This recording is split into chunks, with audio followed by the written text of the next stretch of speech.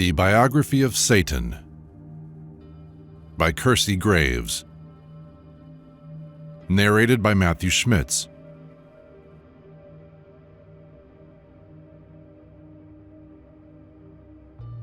Foreword by Marshall J. Gauvin.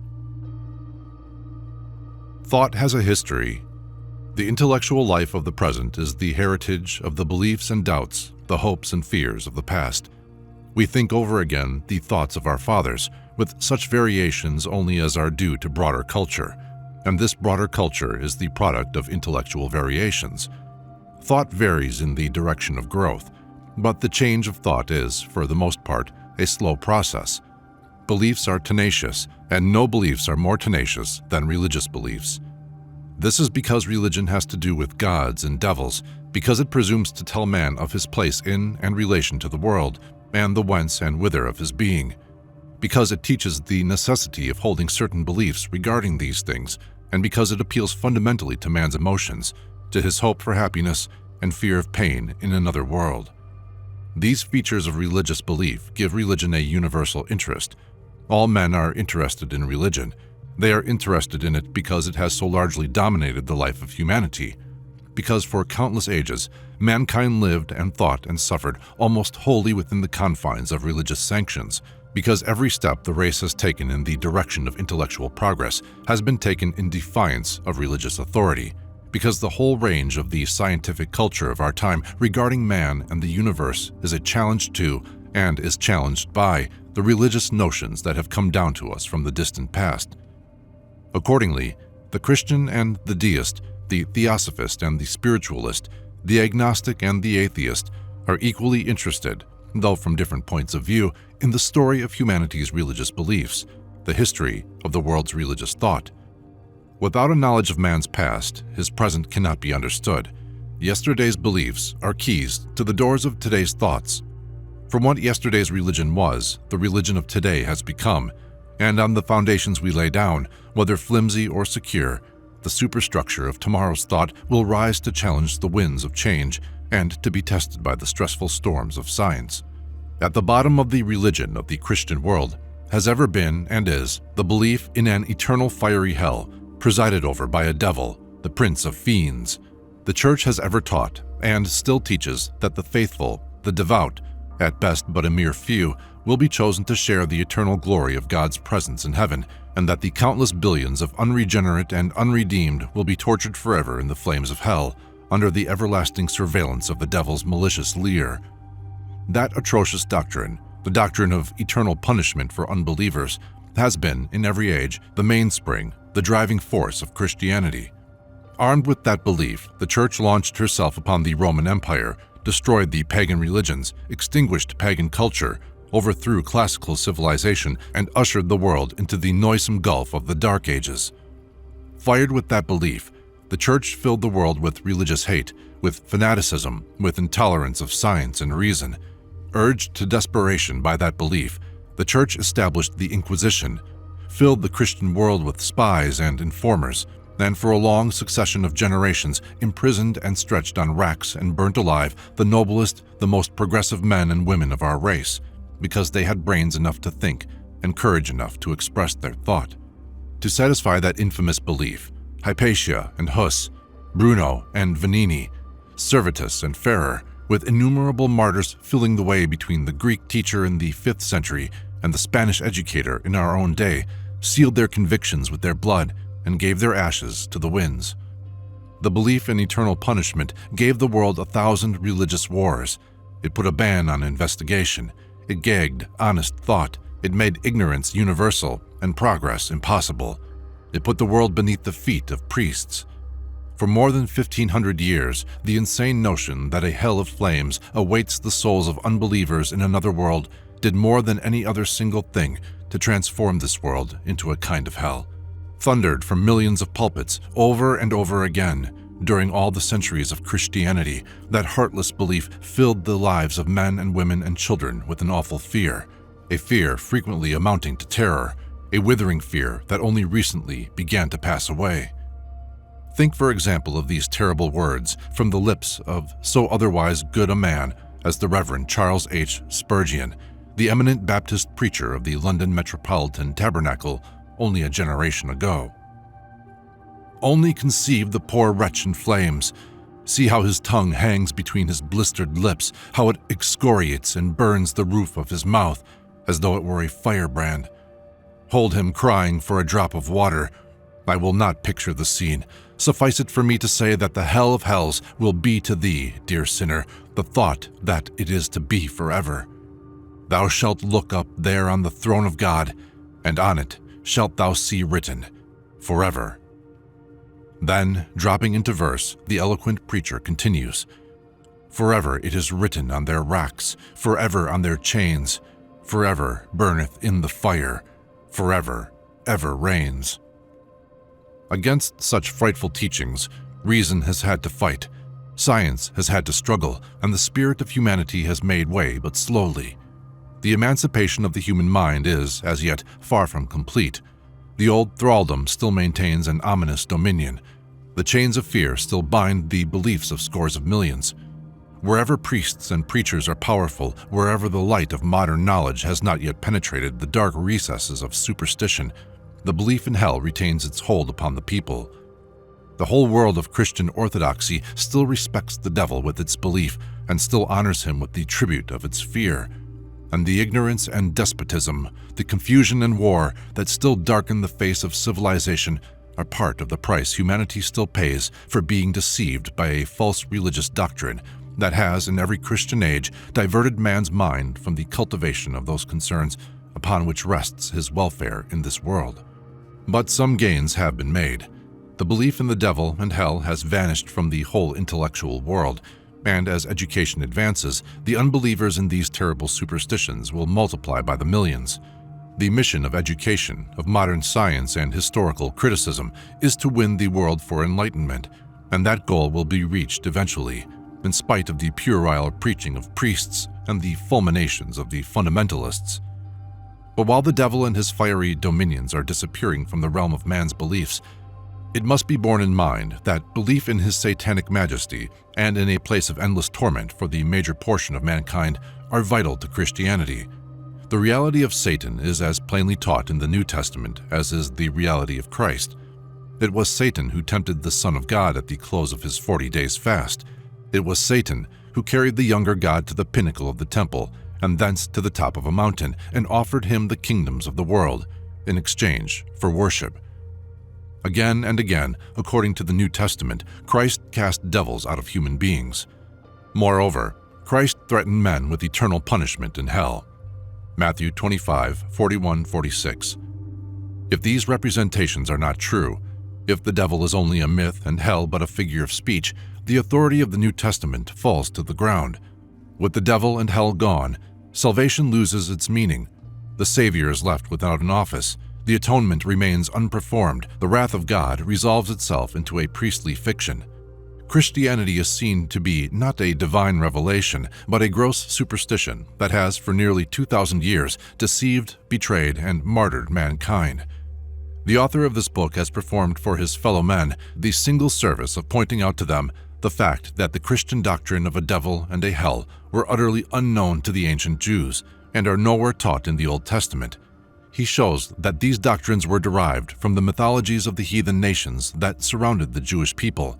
He shows that the God of the Old Testament and the devil of the New Testament, that is to say, our Father which art in heaven, the God whom Christians worship, and the Lord of hell, the God whom Christians fear, were originally twin brothers known by the same titles, and that this God and this devil were Chaldean sun gods.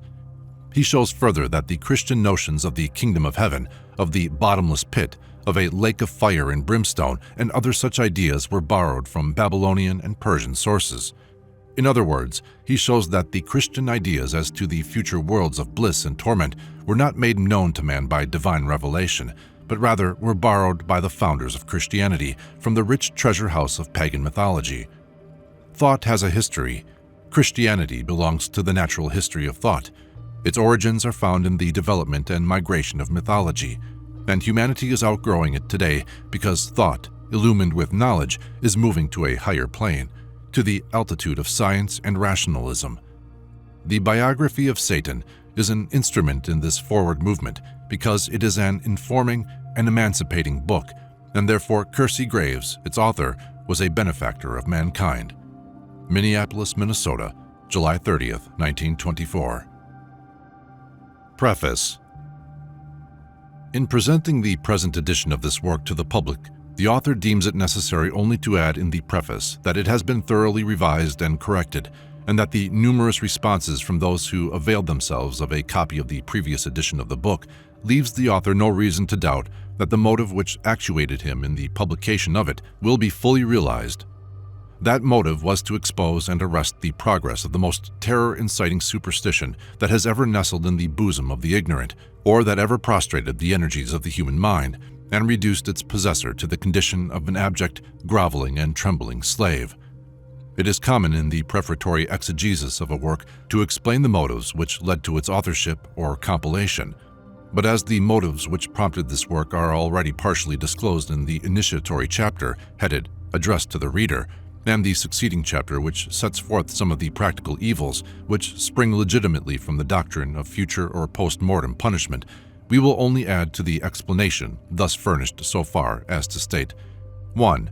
That notwithstanding many ages have rolled away since the after-death penalty was first originated and promulgated to the world, yet no work designed to furnish to the general reader a full and at the same time brief exposition of the origin and design of this mischievous doctrine with all its various and multifarious terms, dogmas, and childish traditions has ever before been presented to the public since an extensive inquiry has been awakened on the subject.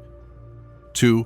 We deem it a matter of the greatest moment that someone should make the effort to arrest the almost boundless tide of terror and misery of which the practical dissemination of the doctrine of endless damnation has ever been, and still is, a truly prolific source. For no person who has not scrutinizingly investigated the matter can form any just or approximate conception of the extent to which the heathen and Christian worlds have been demoralized and flooded with misery and unhappiness by the propagation of this doctrine. These facts, wedded to the hope of checking this widespread river, this shoreless current of mischief, constitute our principal reason for publishing this work.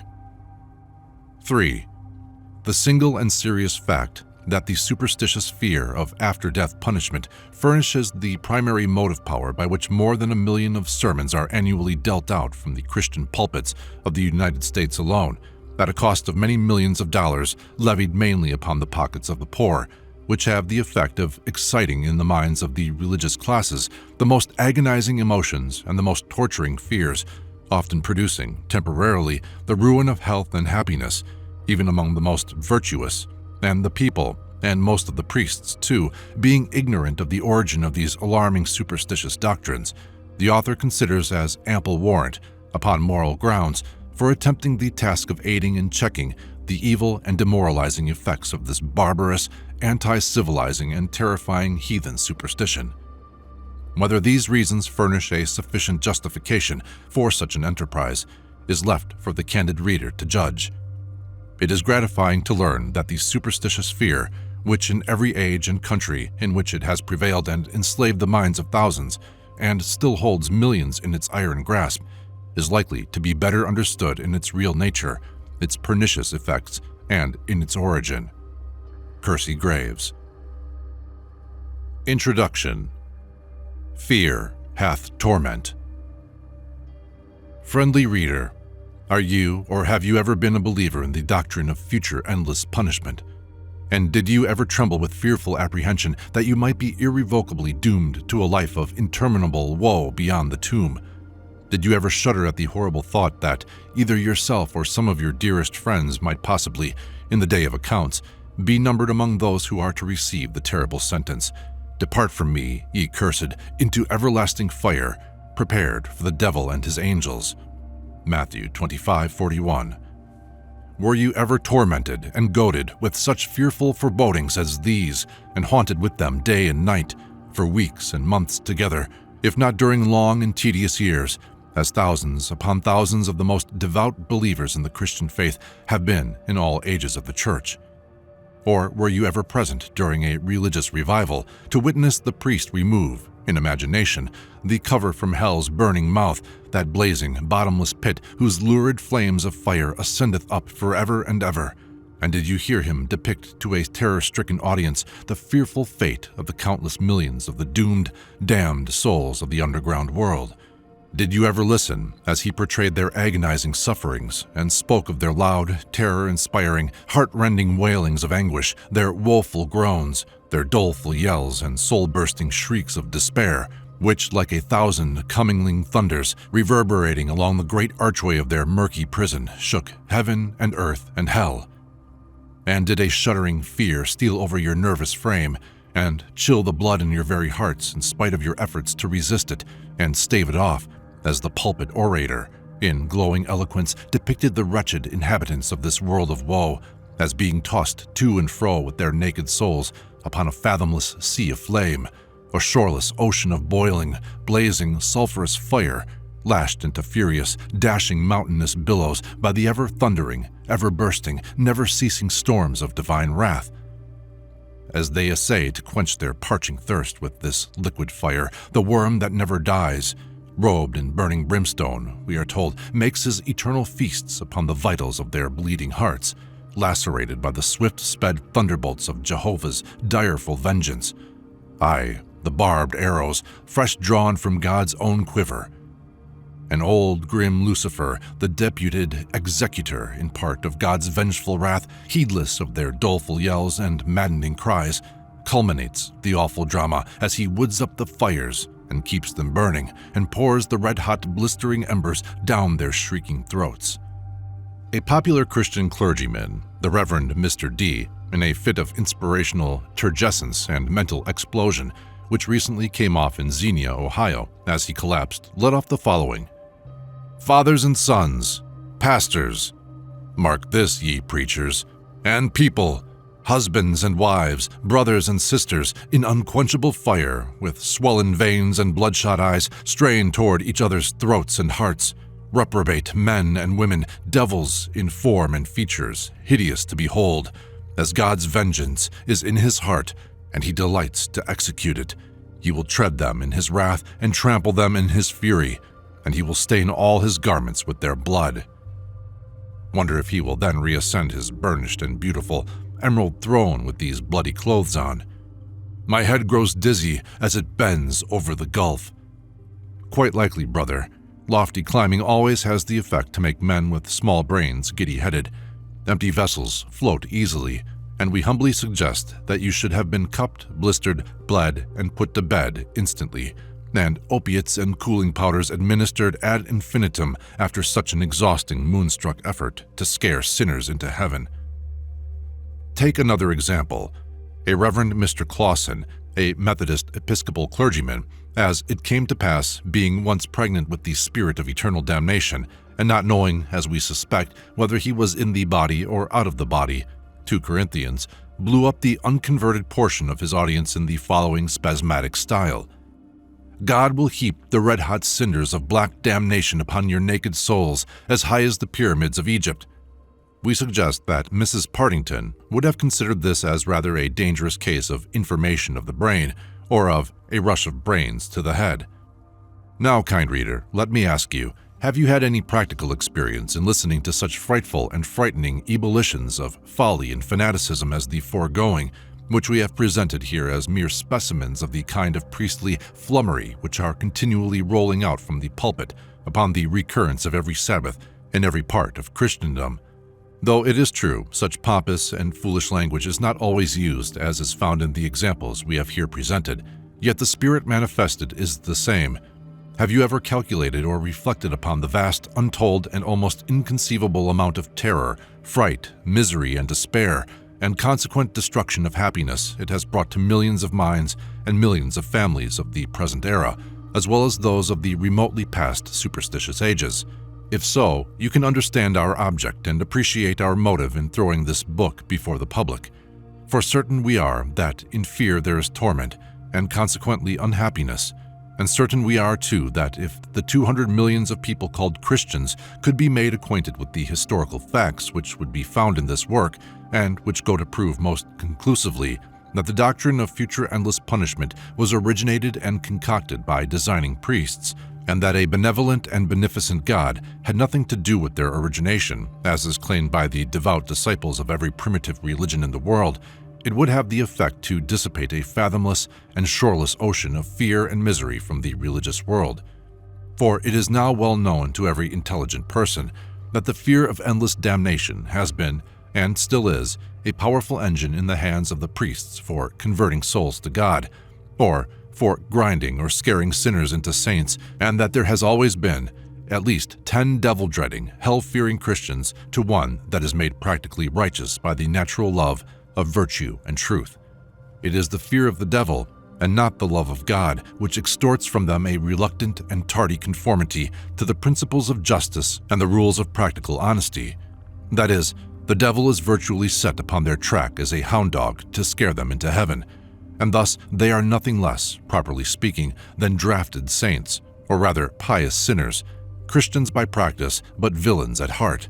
And if they shall receive the final benediction of "well done," it will, if we opine, have to be attributed more to a pair of fleet legs than to a virtuous mind, for the former achieve the work enabling them to outrun the grand adversary of souls, who howls upon every Christian's track like a roaring lion seeking whom he may devour.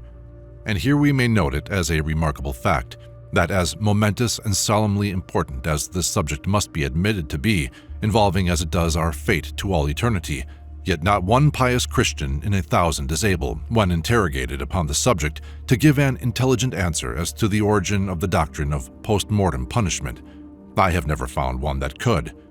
They know nothing about how, when, or where it first started, and this ignorance is sufficient to account for their blind and tenacious adherence to the superstition. It is generally believed and assumed that its primary source is the Christian Bible, and does not, we ask, this lamentable ignorance greatly enhance the necessity and importance of publishing and circulating a work of this character, that by virtue of superior knowledge, the people may be undeceived in supposing that it is of divine institution, instead of being, as history proves, of mundane priestly origin, and that they may thereby be delivered from the agonizing thraldom of fear and fright, which have in all ages past beset the votaries of the various fear-fraught religions.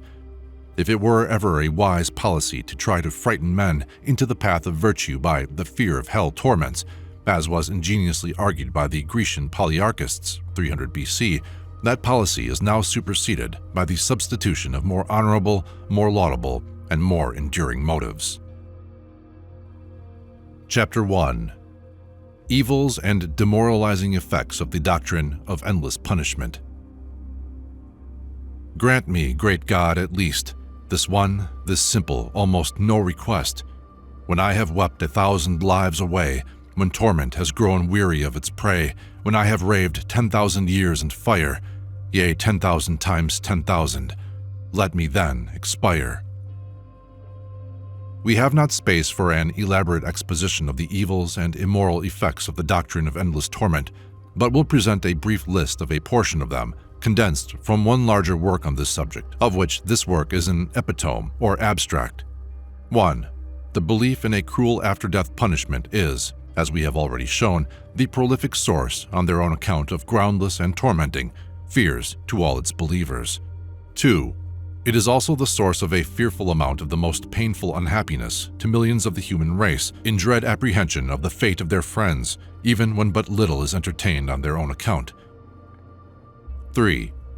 The post-mortem punishment doctrine taught by the Christian world invests the deity with a character absolutely dishonorable and disgraceful, if not blasphemous, by representing him as morally capable of inflicting the most excruciating punishment upon the major portion of his children, whereas he would be a cruel and hateful monster if he should thus punish one of his subjects for a single day. 4.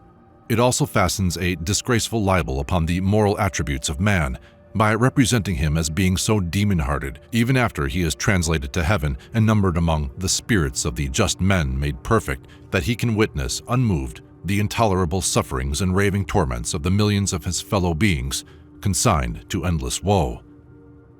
5.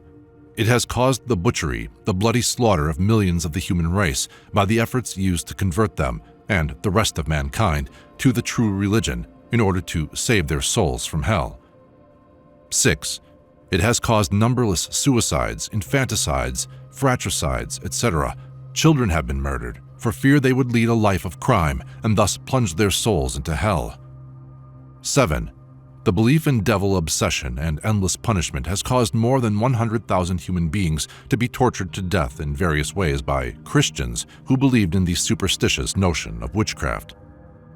8. The belief in post-mortem punishment was the great motor nerve, the primary mainspring of the Spanish Inquisition, in which Christians slaughtered and sent to the bar of God more than 40,000 men, women, and children. 9.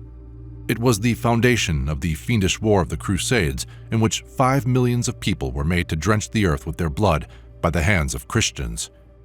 10. It has contributed to our lunatic asylums with the insane, made so in many instances by the awful thought of eternal damnation. 11. It has caused an enormous expenditure of time and money in the various means used, as books, tracts, sermons, etc., for propagating the doctrine. 12. And finally, it converts the Christian world into cowards instead of moral heroes by appealing solely to the organ of fear, the basest of human motives, instead of to the natural love of virtue implanted in the human mind. We have an abundance of historical facts in our possession to prove all the above statements, but cannot occupy space with many of them in this small work. With reference to the first objection in the list, as also the third and fourth, the lines quoted from the poet Young furnish us illustrative proof. The victim of endless damnation prays that, "After I have raved 10,000 years in fire, let me then expire."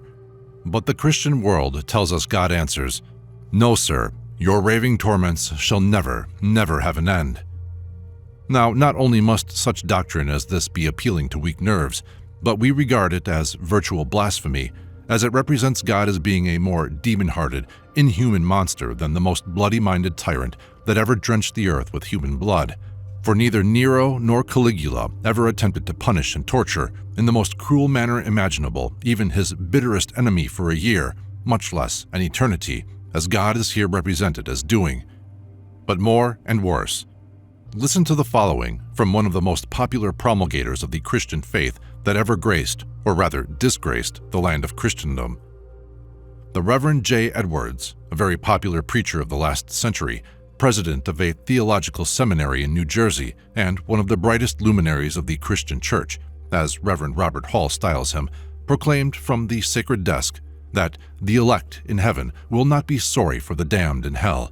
It will cause no uneasiness or dissatisfaction to them, but on the contrary, when they see this sight, it will occasion rejoicing and excite them to joyful praises. Edwards' Practical Sermons, number 11. Now, reader, keep down the old man, restrain your feelings of horror till we present you another example of this kind. The Reverend Nathaniel Emmons, who quit the stage of time in 1840, once declared in a sermon that the happiness of the elect will consist in part in witnessing the torments of the damned in hell, among whom may be their own children, parents, husbands, wives, and friends, but instead of taking the part of these miserable beings, they will say, "Amen, Hallelujah, praise the Lord." Now, assuming this to be Christian doctrine, who will not blush to be called a Christian? But perhaps some reader will reply that it is not, that it is bogus Christianity. Then we ask him to explain how heaven can be a place or a state of perpetual happiness, see Webster's dictionary, unless its inhabitants can witness such scenes as these unmoved.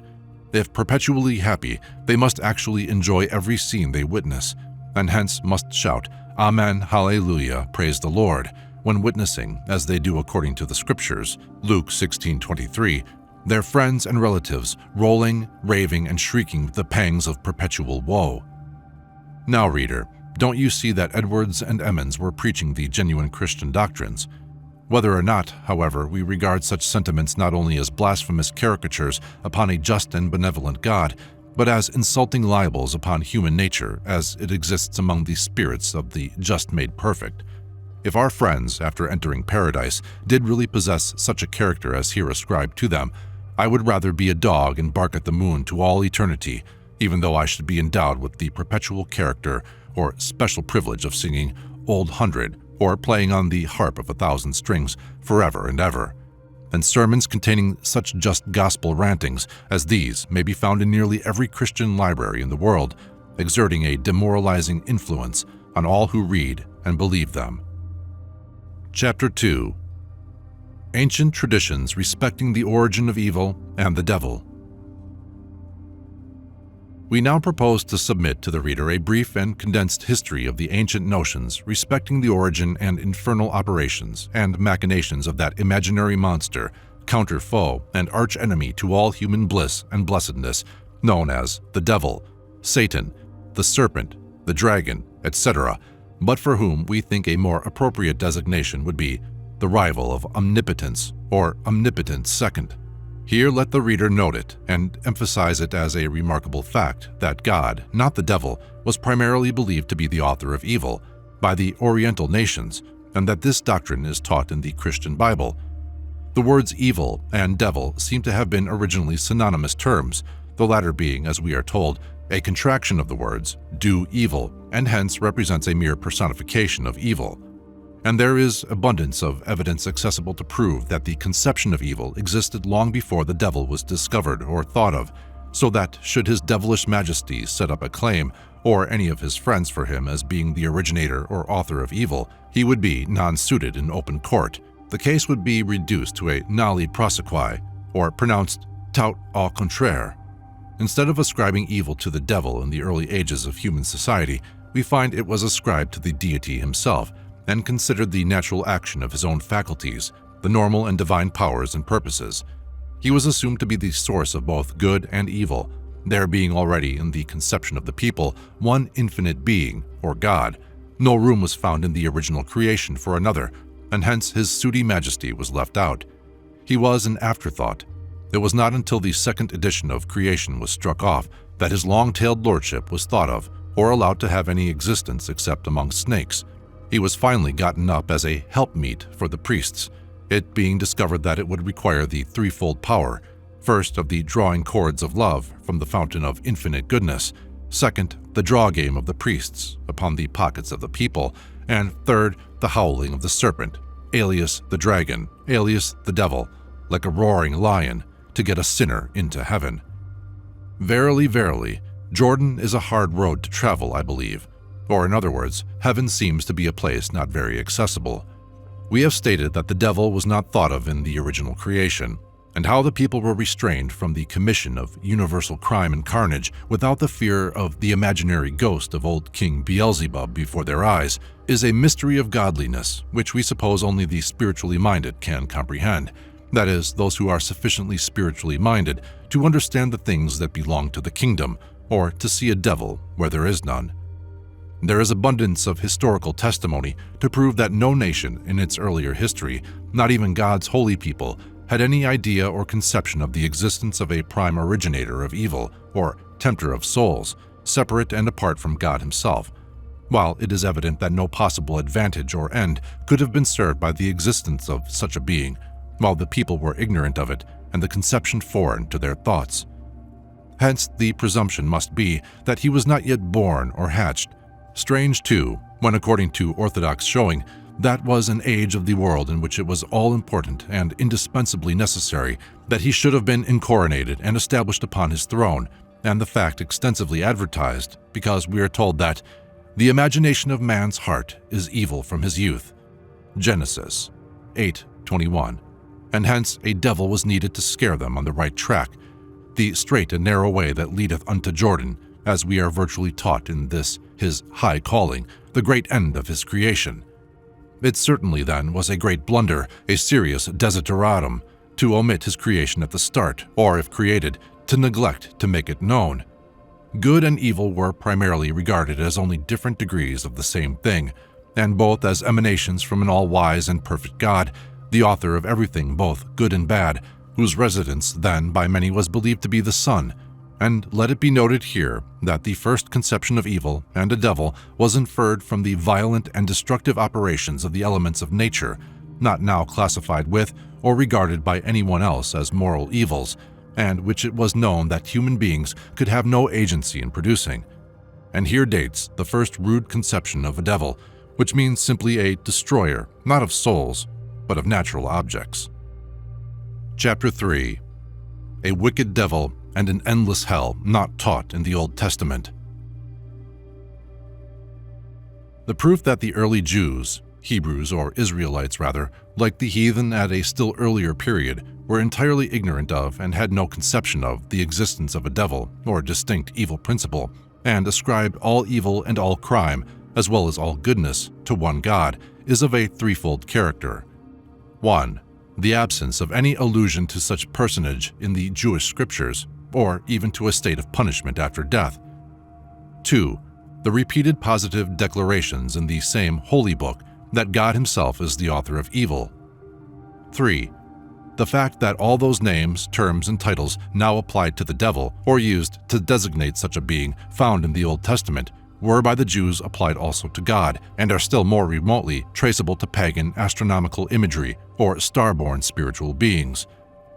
First, relative to the first of these propositions, it may be remarked that Orthodox Christians have often been challenged to place a finger upon a single text in the Jewish Old Testament, the only authentic record of their doctrine, which either specifically or by fair implication teaches the existence of either a devil or an endless hell, or any doctrine tantamount thereto if we examine the history of the first transgression ever committed by man.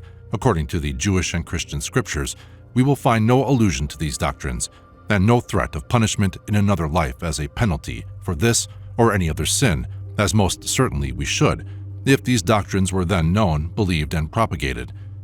True, we are told that Mother Eve was beguiled by a serpent to eat an apple, but a serpent is not a devil, according to our dictionaries, but a snake, and according to the opinion of the learned Dr. Adam Clarke, the serpent that beguiled Eve was really nothing more nor less than an ape or monkey, a very different animal, having a tail and destructive propensities from the fancied, cloven-footed Orthodox devil. But whether the original tempter were a devil, serpent, snake, snapping turtle, or biped, quadruped, non-ruped, or a legless, crawling reptile, there is no intimation that he had anything to do with punishing Adam and his wife for their manifold transgressions. But let them slide over Jordan unmolested. There is no account that either of them were consigned to the fiery pit, minus a bottom, no sentence or threat of never-ending torment or punishment beyond the grave as penalty for the first great transgression of the human race, that mighty sin which resulted, we are told, in the downfall, depravity, and almost moral wreck and ruin of the entire race of man. Now, had there been a devil then, to punish the wicked, certainly he would have been brought out, sworn into office, and put upon duty. His enthronement and inauguration would not have been delayed an hour. At least his existence and his fiery whereabouts would have been proclaimed from Dan to Beersheba, and Jehovah's threatening vengeance and thunderbolts of wrath would have been rolled in fiery billows along the moral heavens as he announced the existence of a world of endless woe for all sinners and apple-eaters in the future, as well as the place of consignment for Father Adam and his new rib-made wife for ruining the human race by indulging their gustatory proclivities upon a pippin. The existence of a fiery world with its malignant, restless ruler and omnipotent potentate should have been and would have been announced, and the notice engraven in imperishable golden characters upon the boundless, cerulean, overarching concave of heaven immediately after the first transgression of man, as a standing terror and eternal warning to sinners, or those who might be tempted to sin, in order to deter them from future transgression and future crime, had such penal arrangements existed or been thought of. But instead of this, the punishment was only temporal. The ground was cursed, Grandmother Eve sentenced to bring forth children in sorrow, the serpent doomed when hungry to eat dust, except in wet weather, when he had to go it slyly, if not suffocatingly, on mud, and Grandfather Adam chased out of the garden with a sharp stick, but no roasting or fiery pit punishment is even once named. Second, then look at the case of the first commission of the greatest crime ever perpetuated by human hands, or ever registered upon the scroll of human depravity, that of the perpetration of murder, and the murder too of a brother, or fratricide. Cain was to be a fugitive and a vagabond in the earth for killing his brother, and the soil was to be unpropitious on his account. But there is no burning, broiling, or frying threatened, or hinted at, to be inflicted either in this life or that which is to come. Third, not even on the occasion of issuing the law on Mount Sinai, when we must presume the whole counsel of God was proclaimed, and when it is confessed the whole world was steeped in crime, do we find the doctrine of future rewards and punishments in another life even hinted at. Fourth, nor yet on the occasion of drowning the whole world for its superlative wickedness, Noah and family only excepted, was the fiery whereabouts of the evil one, his satanic snake ship, made known and announced as the future home of the wicked. There is no intimation that, while their bodies should be floating on the expansive waters of the mighty deep, their souls should be roasting in pandemonium below, or should be floating on a sea of fire. Noah was a preacher of righteousness, but not a preacher of endless damnation.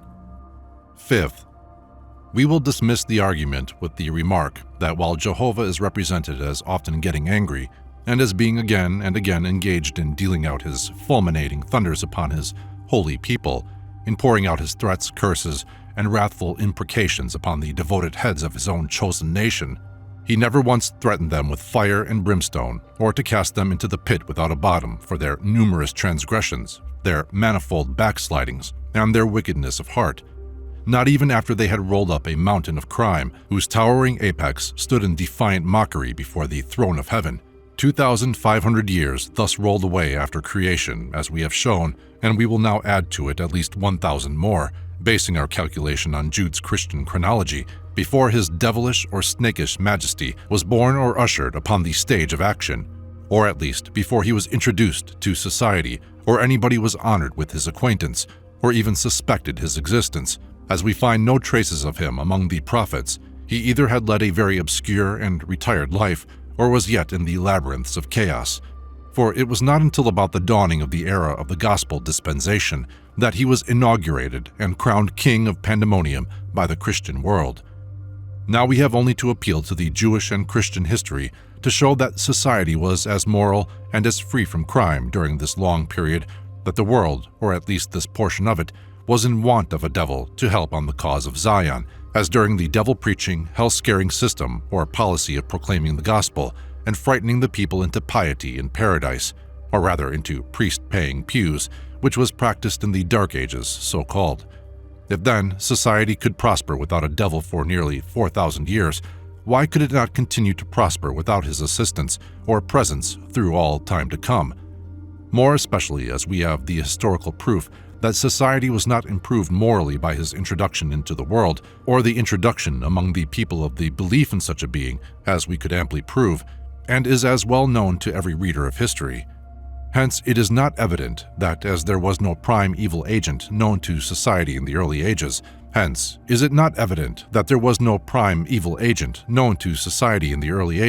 to assume the introduction of one after the lapse of several thousand years is to assume that in the economy of God, something took place which was entirely useless, redundant, foolish, and absurd. Reader, please answer this question before you read further. Tell us why it now requires two omnipotent powers, God and the devil, to save a sinner or get a Christian into heaven, one leading the way with the inviting language, "Come, ye blessed of my Father," the other pursuing in the rear, howling upon his track like a roaring lion, when but one was sufficient during a period of 4,000 years. Reader, reason and reflect. Chapter 4. Explanation of the words devil and hell in the Old Testament. I have asserted what I will here repeat, that the primitive Jews did not teach the doctrines of a devil and a hell as appertaining to another life. It cannot be found in the Old Testament nor in any writings of the Jews prior to the Babylonian captivity, 600 years BC, during which some of the Jewish sects obtained these doctrines. Let it not be supposed that I am ignorant of the fact that the words devils, always in the plural, and hell occur several times in the Old Testament, but they are never used in the sense now popularly attached to these words. In every instance in which they are employed, they have exclusive reference to this life. It should be specially noted that the word devil never occurs in the Old Testament. It is always in the plural, devils, and in this form had reference either to heathen deities or to the evil spirits which many of the Jews believed infested the minds of men in this life. They had no King Satan or prime devil, as they had no place to keep him, no bottomless pit of fire and sulfur to cast him into. As for the word hell, where it occurs in the Old Testament, it is translated and derived in every instance from Sheol, and Sheol is the Hebrew word for grave. and it is a noteworthy fact that it is translated grave in 28 cases. Why it was not translated grave in other cases, and in all instances where it is found in the Old Testament, is a mystery of godliness, which will hereafter be explained. But the context and the original meaning of the word hell, where it is found in the Old Testament, clearly shows that it would have made better sense had it been translated grave. I will here present some proof of this. Job ejaculates, "Oh, that thou wouldest hide me in the grave," or Sheol. David exclaims, "If I make my bed in hell," or Sheol, "behold, thou art there." Observe how much similarity of sense exists in the two texts above quoted, and yet the former is translated grave, and the latter hell. Now, why did the translators render Sheol, hell, in the latter instance, so as to make David talk of making his bed in hell? Who that has an ounce of brains between his ears would speak or think of making his bed in a cauldron of blazing fire and brimstone, or a red-hot furnace of living coals glowing with the most intense heat? He could not sleep a wink in a month in such a situation. But had Sheol in this text been translated grave instead of hell, it would read, "If I make my bed in the grave," etc. Language which approaches much nearer to good sense, for the grave will really be our bed when our bodies are consigned to the earth. I ask then, which is the most reasonable translation, hell or grave? Again, Jonah is made to say, "Out of the belly of hell cried I, and thou heardest me." What? Did Jonah tumble through Sime's hole into Tartarus? For he was too righteous a man to be driven thither, unobserved by omniscience, who was not apprised of the sad catastrophe, till the prophet roared and bellowed with a voice sufficiently stentorian to be heard over the wailings of the damned, all the way from the belly of hell up to the throne of heaven. How did his Jonah's ship get loose from the clutches of old Splitfoot, grisly king Beelzebub? Or how did he manage to elude the vigilant watch of his jailkeeper, old Tisiphon, who guards the gates of Cerberus day and night, so as to dodge through the door and make his way back to Nineveh? There were no Isaac T. Hoppers in Pandemonium then to construct underground railroads and run off some of the damned souls occasionally. The truth is, Jonah's belly of hell was the belly of a whale, a pretty warm place, but not as hot as boiling brimstone, not hot enough to singe the hair or burn a blister. It is evident, therefore, that Sheol here is inappropriately translated hell, and it would not have been so translated but that, as a Christian once expressed the idea, it would not do to have no hell and devil in the Old Testament. His feelings were analogous to those of the Methodist Episcopal clergyman who exclaimed to his congregation, "Brethren, the Universalists tell us all men are to be saved, but we do not believe it. We hope for better things." Let it not be understood, however, that those who translated Sheol into hell entertained the thought that it had reference to any other than this life. Some of them have admitted that it had no reference to another state of being. I venture to affirm that no Hebrew scholar would risk his reputation for learning by interpreting Sheol as having reference to a place of torment after death. They all know better. Commentators skilled in the language and in Jewish history admit this is not the true interpretation, and the context proves it. All Jewish history shows that they never in their earlier history had any conception of a devil or hell as being provided or prepared for the wicked in another state of existence. A volume might easily be furnished of historical extracts from some of the best and most popular authors, both Jewish and Christian, in proof of this statement, but a few must suffice. The celebrated Christian church historian, Mr. Millman, declares that the lawgiver, Moses, maintained a profound silence on that fundamental article, if not of political, at least of religious legislation, rewards and punishments in another life. History of Jews, Volume 1, page 117. Bishop Warburton, so well known in English church history, and whom a writer, Mr. Arnold, styles a great and shining ornament of the Gallican Church, says, "In the Jewish Republic, both rewards and punishments promised by heaven were temporal only, such as health, long life, peace, plenty and dominion, etc., on the one hand, and disease, premature death, war, famine, captivity, etc., on the other. In no one place of the Mosaic Institute is there the least mention, or any intelligent hint, of the rewards and punishments of another life." Divine Legislation, Volume 3, page 2. No mention is anywhere made in the writings of Moses of a judgment day at the end of the world, says Mr. Mayer, professor of the Dutch Reformed Church. And that great logical defender of the Christian faith, Dr. Paley, a verse to the same effect, that the Mosaic dispensation dealt in temporal rewards and punishments, and you observe that these blessings consisted altogether of worldly benefits, and the curses of worldly punishment. Sermon 12, page 10. Bishop Watson, the champion defender of the Christian faith against Paine's Age of Reason, tells us that devils in the Old Testament means men and women as traducers. The learned and celebrated Dr. Campbell says, relative to the word Sheol, which is rendered hell in several places in our translation of the Old Testament, that it sometimes signifies the state of the dead without regard to their happiness or misery. As the Religious Encyclopedia of England tells us, the Jews had a conception of a world or place of general rendezvous for souls after death without distinction of character.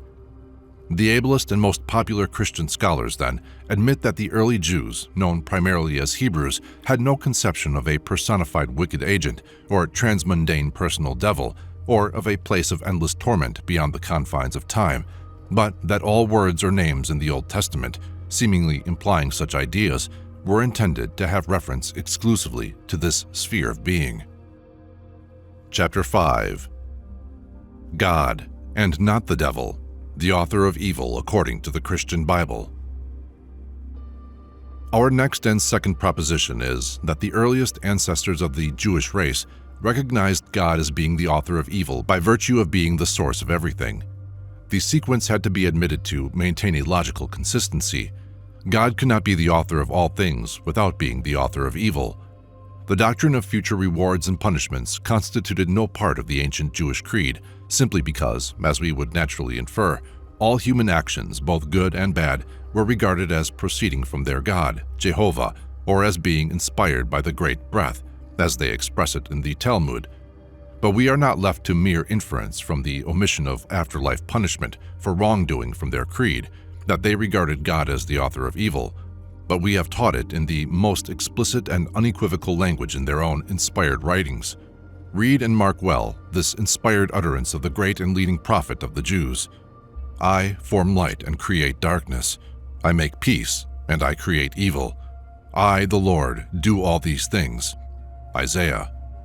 Could language be more explicit than this? And the prophet Amos asks, Shall there be evil in the city, and the Lord hath not done it? And Job speaks in the same strain and puts forth the same doctrine. We receive good at the hands of the Lord. Shall we not also receive evil?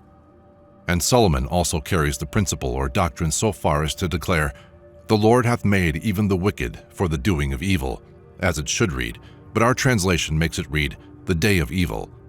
Let it not be said that it is merely physical evils that are referred to in these texts, for besides these, there are numerous other texts which go to show that there was not a crime known or perpetrated at that day, but what Jehovah himself is represented as committing or approving, and thereby assuming the authorship of it. For example, he puts a lying spirit into the mouths of the prophets, see 1 Kings 22, so that all the falsehoods they told were his and not theirs. And the prophet Jeremiah goes further and says that God lied virtually with his own lips. Wilt thou be altogether to me as a liar? O Lord, thou hast deceived me, and I am greatly deceived. And Ezekiel caps the climax. If a prophet is deceived, I, the Lord, have deceived that prophet. Now, as deception and falsehood are synonymous terms, it follows that God stands charged here with being a liar. In other words, the father of lies in the Jewish system, as the devil was afterwards in the Christian system. He is frequently represented as getting mad and swearing, and also of committing or approving of theft or stealing, of robbery, of murder, and in fact of every crime known in that barbarous age. Now, it is easy to perceive from this why the Jews had no devil. They had nothing for him to do. The Lord did it all. He perpetrated the evil as well as achieved the good, and to punish the wicked or evildoer with everlasting fire would have been to build a fire around their God. And let us here remark that optimism, the belief that everything is ordered for the best, is a doctrine scouted by the Christian Church, yet it certainly is the legitimate inference from the above-quoted texts from their own sacred Bible. Of course, if every species of crime, evil, and immorality had the divine sanction, it was all right, ergo it was for the best. Nor is it incredible that the Jews in a state of barbarism and mental childhood should have no clear conception of a line of demarcation between good and evil, and hence confound and classify them all together. The oldest books in the Hindu Bible evidence the same state of mind and also teach the same doctrine. Chapter 6. God and the Devil, originally twin brothers, and known by the same titles.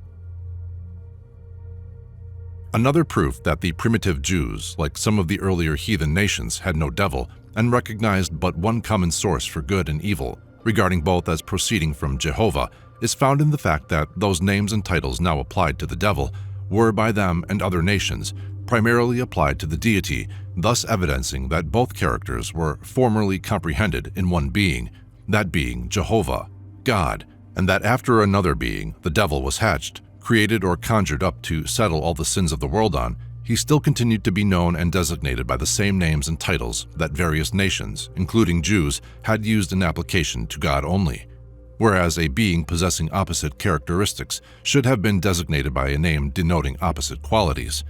The fact is clear, as we shall soon show, that the devil was at first considered a god, and as such was worshipped by several nations, including some of the early Christian sects, and the same is true of Jesus Christ and the devil, that the same titles were applied to each, and evidence that they were both derived in common from the pagan conception of good and evil, virtue and vice flowing or emanating from the same fountain, which fountain was primordially the sun. In Exodus 6, God is represented as saying, "I appeared unto Abraham, unto Isaac, and unto Jacob as God Almighty." Now this God Almighty is found to read in the Hebrew Bible, Baal Shaddai, and in tracing the derivation of Beelzebub, the highest title for our, or, quote, your father the devil, to its original analytic form, we find it terminate in Baal Shaddai. Thus both are traceable to the same origin. Beelzebub, in its original Chaldean and Phoenician form, is Beelzebub. Then we have Baal Shaddai, God Almighty, and Beelzebub, the devil. And on further research, we find these terms are essentially the same, that is, were originally applied to the same being. Baal, as synonymous with Bel, was the Chaldean name for the Lord dwelling in the sun. Baal Shaddai was the sun in the zenith of his glory, and Beelzebub the sun while in the sign or constellation of the scorpion.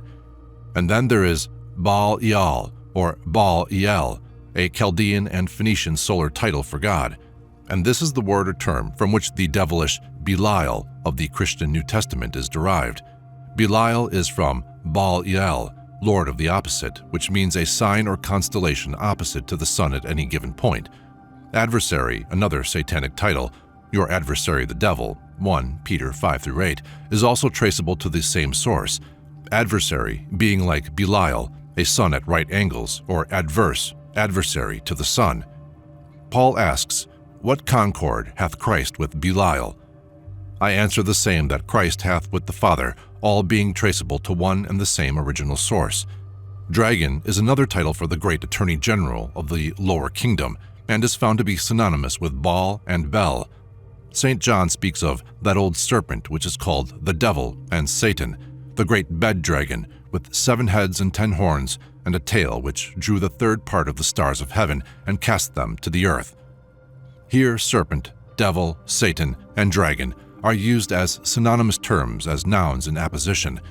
Now let it be observed that the dragon was worshipped by the Canaanites under the name of Dagon, and Dagon is compounded of Dag, the fish, and On, or One, the Egyptian name for the god of the sun or in the sun, and this On, or One, is the source to which the Holy One of Israel is traceable. Dragon, or Dagon, then signifies Dag, the fish, and On, or One, the sun, that is, the sun in the constellation of the fish. Satan, another of the numerous epithets or titles with which his cloven-footed majesty was honored or dubbed, is from the Babylonian Satan, or Eetain, and is said to mean the word logos, fountain of wisdom, etc. If then Satan is the founder of wisdom, there is some sense and appropriateness, after all, in the scripture injunction, "Be ye wise as serpents," or Satans, and harmless as doves. And some consistency, too, may be found, according to this explanation of Satan, in the two apparently incongruous scripture texts, one representing God and the other Satan, as tempting David to number the people. It may seem like a denier expedient to get rid of a glaring contradiction, to make God and the devil both one. But perhaps the end will sanctify the means, and if truth is sometimes stranger than fiction, May it not be in this instance. Another title applied to both God and the devil is that of Father. Christ spoke of my Father in heaven and your father, the devil. Ye are of your father, the devil. He also referred to a certain class of believers crying, Abba, Father. Well now, Abba, we are informed, is from Abaddon, which St. John tells us is the Hebrew for Beelzebub, while Apollyon, Latin Apollo, is the Greek. Apollo is, however, the Latin for the impersonal sun, solar god.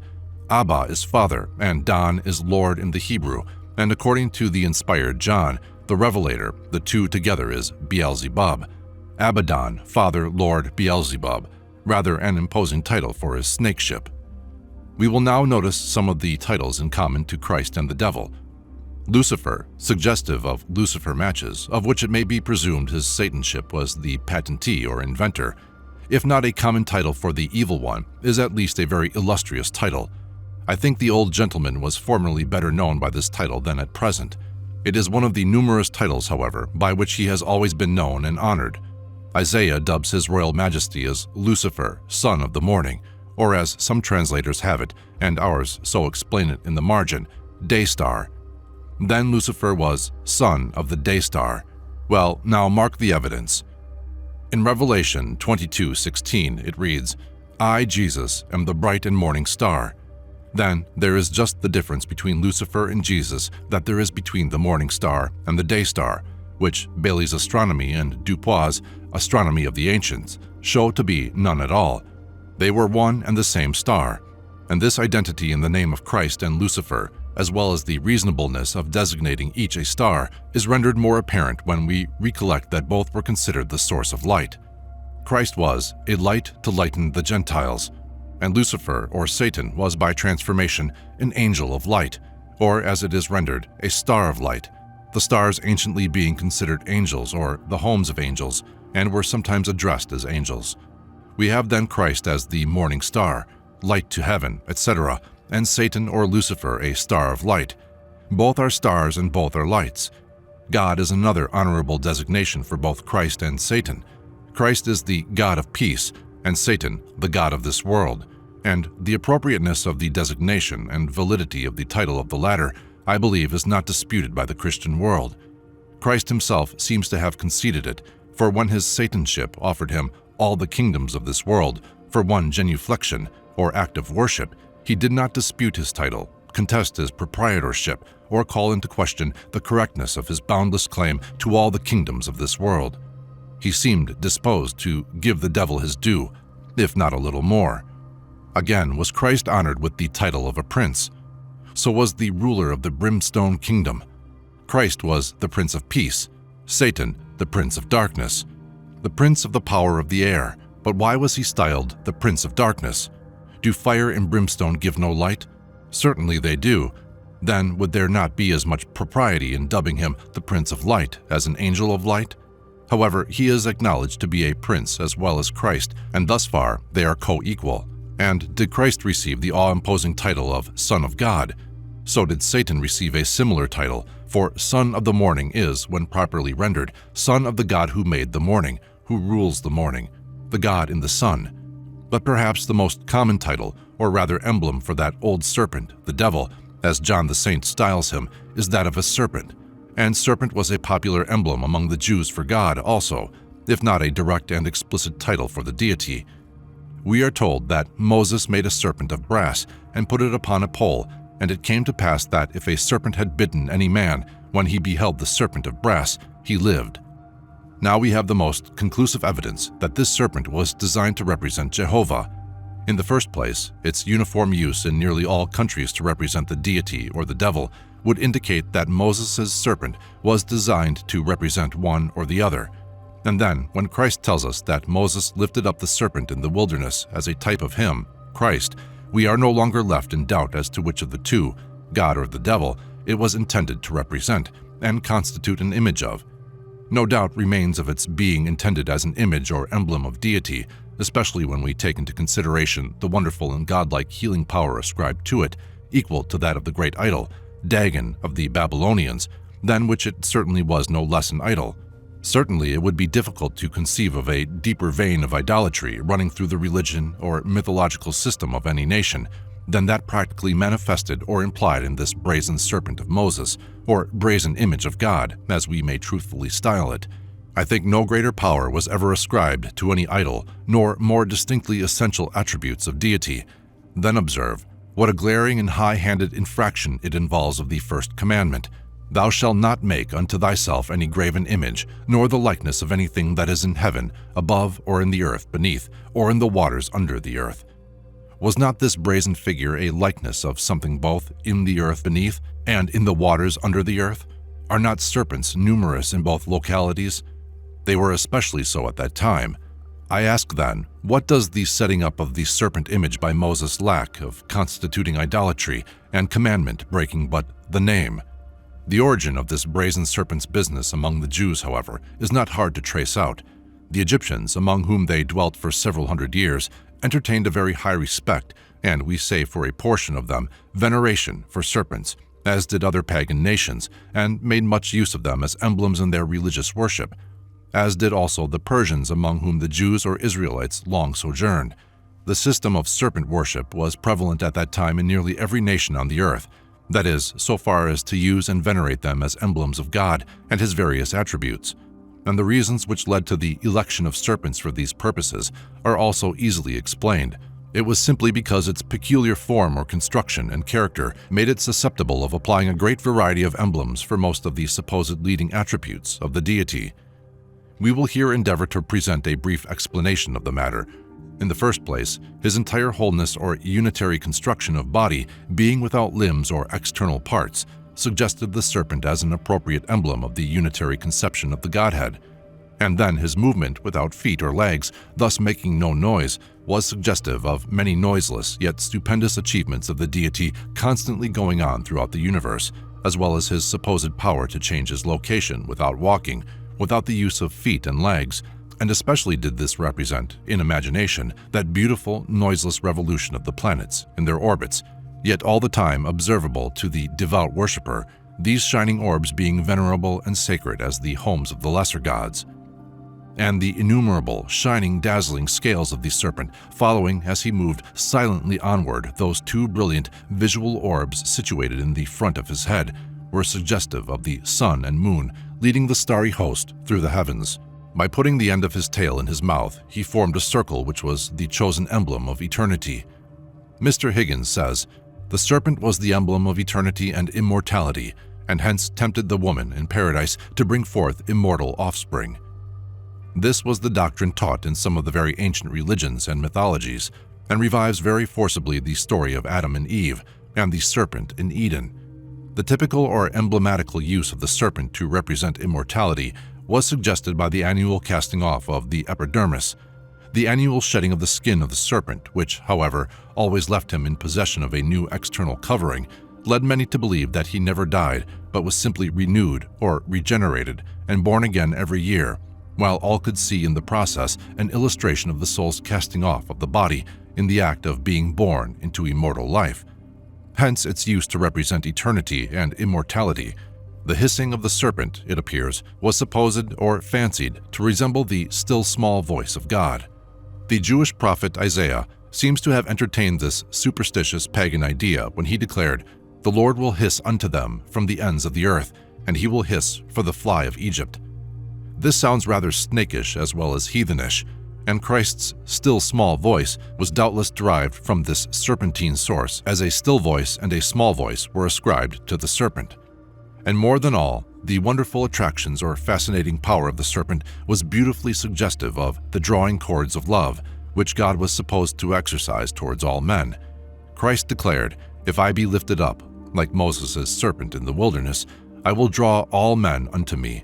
In like manner did Moses' serpent draw men unto it, and all natural serpents do likewise when men present themselves within the sphere of their magical powers. And by nearly every Oriental nation reported in history, the serpent was supposed to possess wonderful, sanative powers. We are informed that the Egyptians were strong in this conception, and of them in all probability, Moses, who was skilled in all the learning of the Egyptians, Acts 7:22, borrowed the leading idea of his brazen serpent to heal the snake-bitten Israelites. And we are told the Hindus and Grecians, as a portion of the Egyptian nation, were from a very early period of their history in the habit of carrying a pole during their travels with a serpent entwined around it.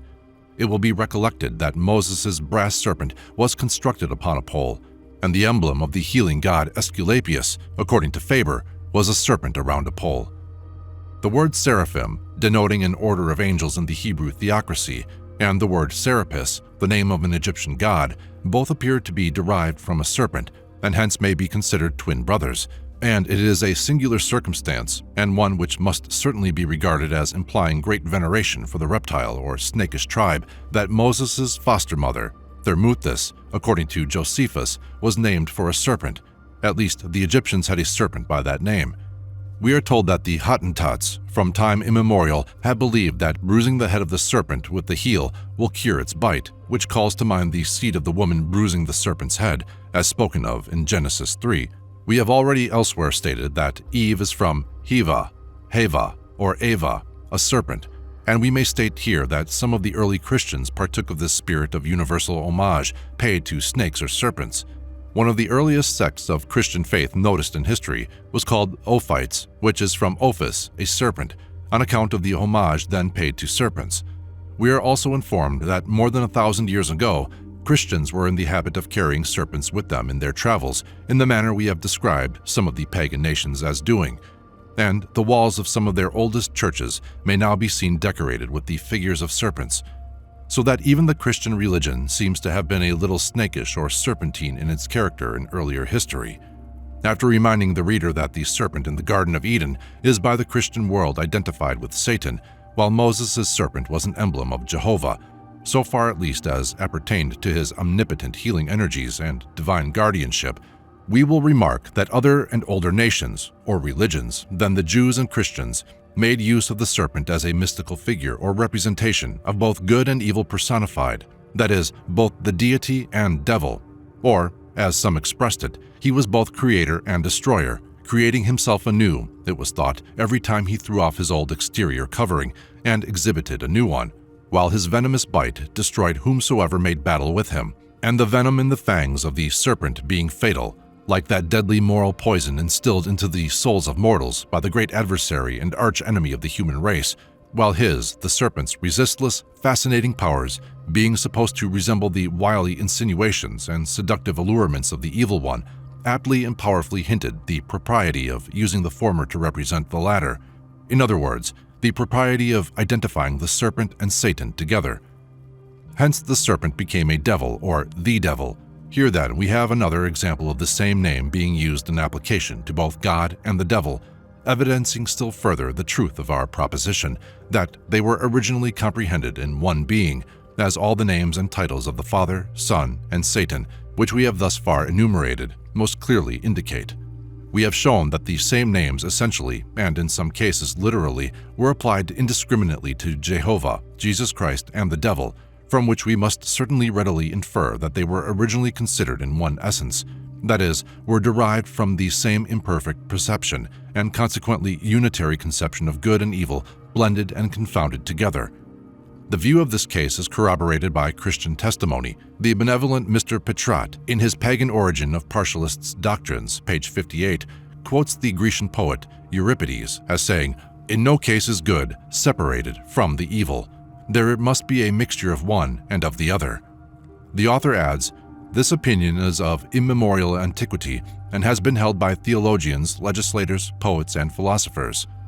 Thus the opinion is indicated to have been of general prevalency as well as of great antiquity, that all good and evil, and of course their personified representatives, God and Satan, were coessentially, at least inseparably one, as we have indicated to have been the belief of God's holy people, or to state the thing more definitely, the Jews and their pagan ancestors, if we recur to a very early date in human history, had no devil, but comprehended all conceptions of good and evil in one being, so that when the perception of good and evil as distinct elements and characteristics began to be made, and a distinctive line drawn between them, and as a consequence a new author hunted up or conjured up for the latter, his names and titles were borrowed from that compound being, Jehovah, who had hitherto been regarded as the common source and creator of both good and evil.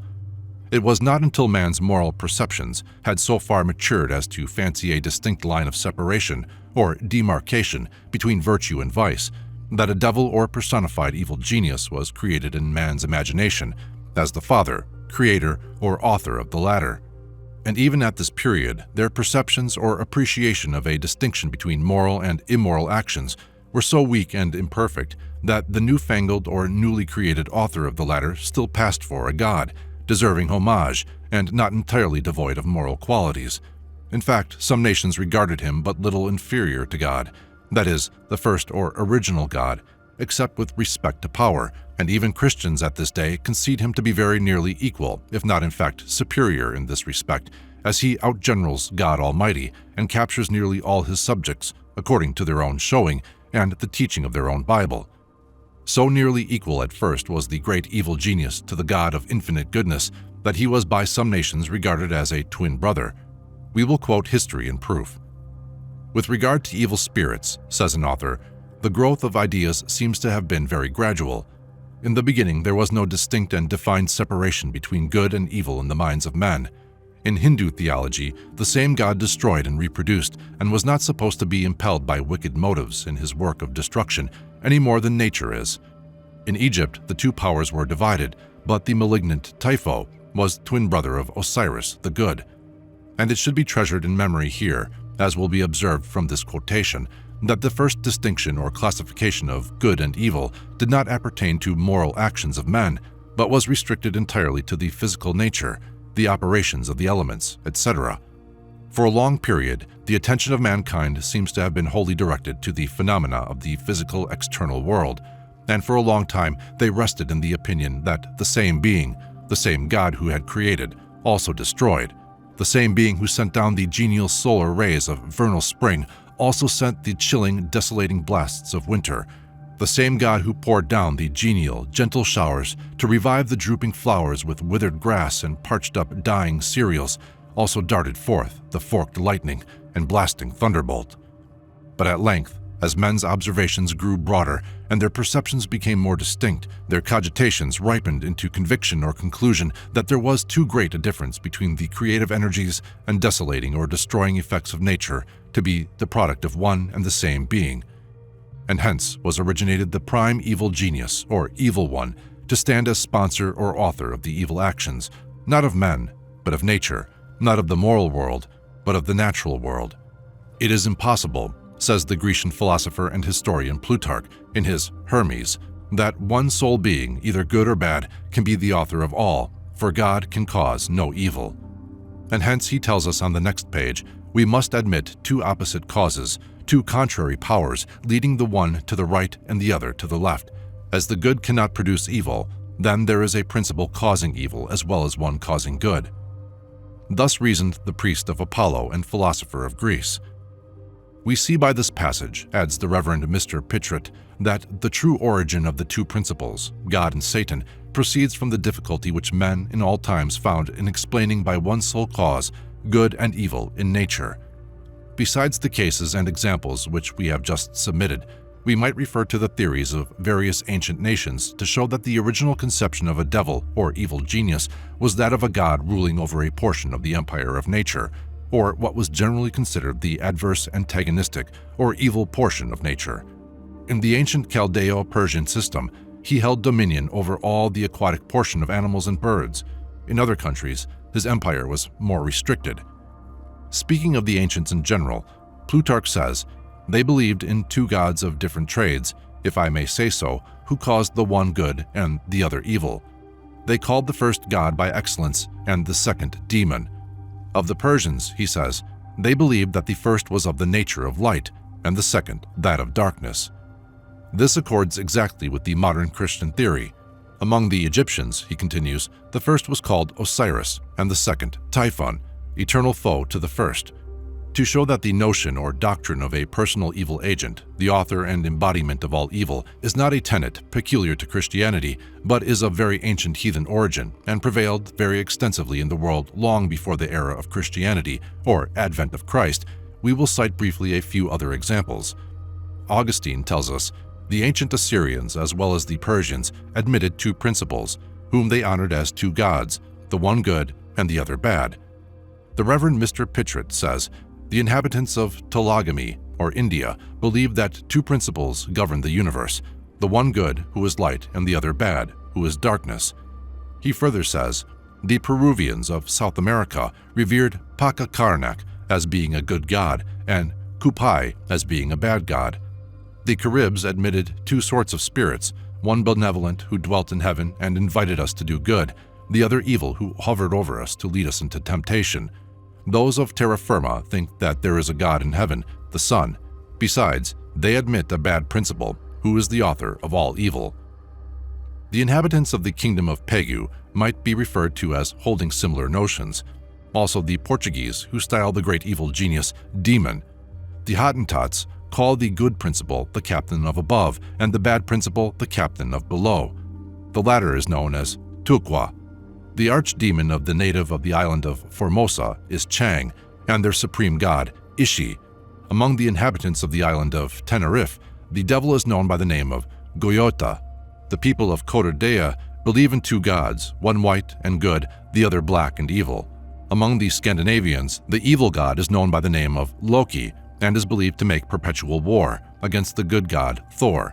In Brazil, his satanic majesty passes by the name of Ogoyan, while among the Tartars of Kachenzi, he is known as Tois. The devil of the Manichaeans is Hail. The Esquimaux, says the Reverend Mr. Pittrit, believe in a god supremely good, whom they call Ukuna, and in another, Ukan, who is the author of all evils, who causes the tempests and who capsizes the boats.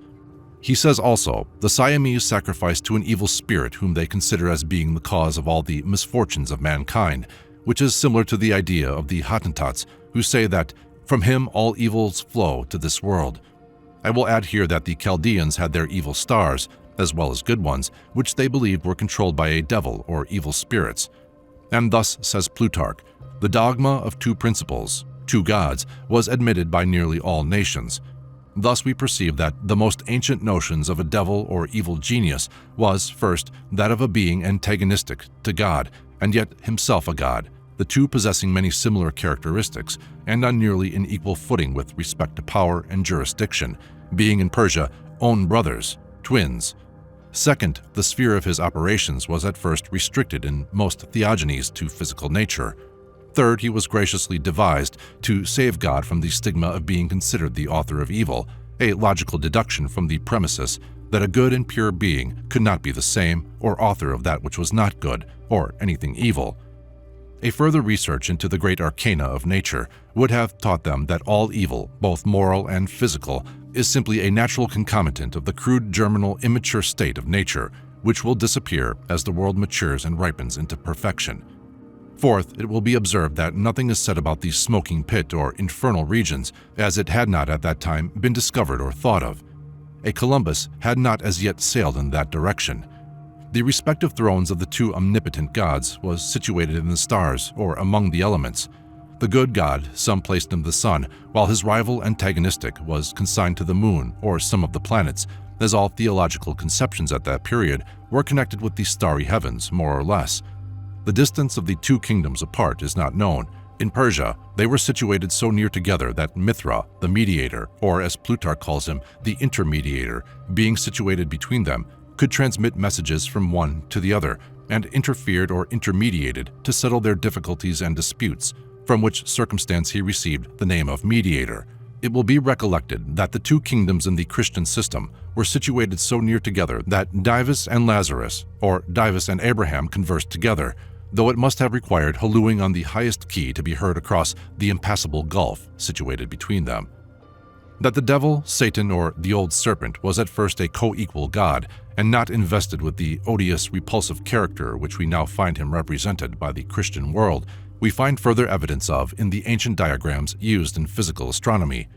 By examining the astronomical charts, maps, and textbooks used in our schools and colleges, it will be found that the serpent is pictured under the twofold aspect or character of a good god and an evil god.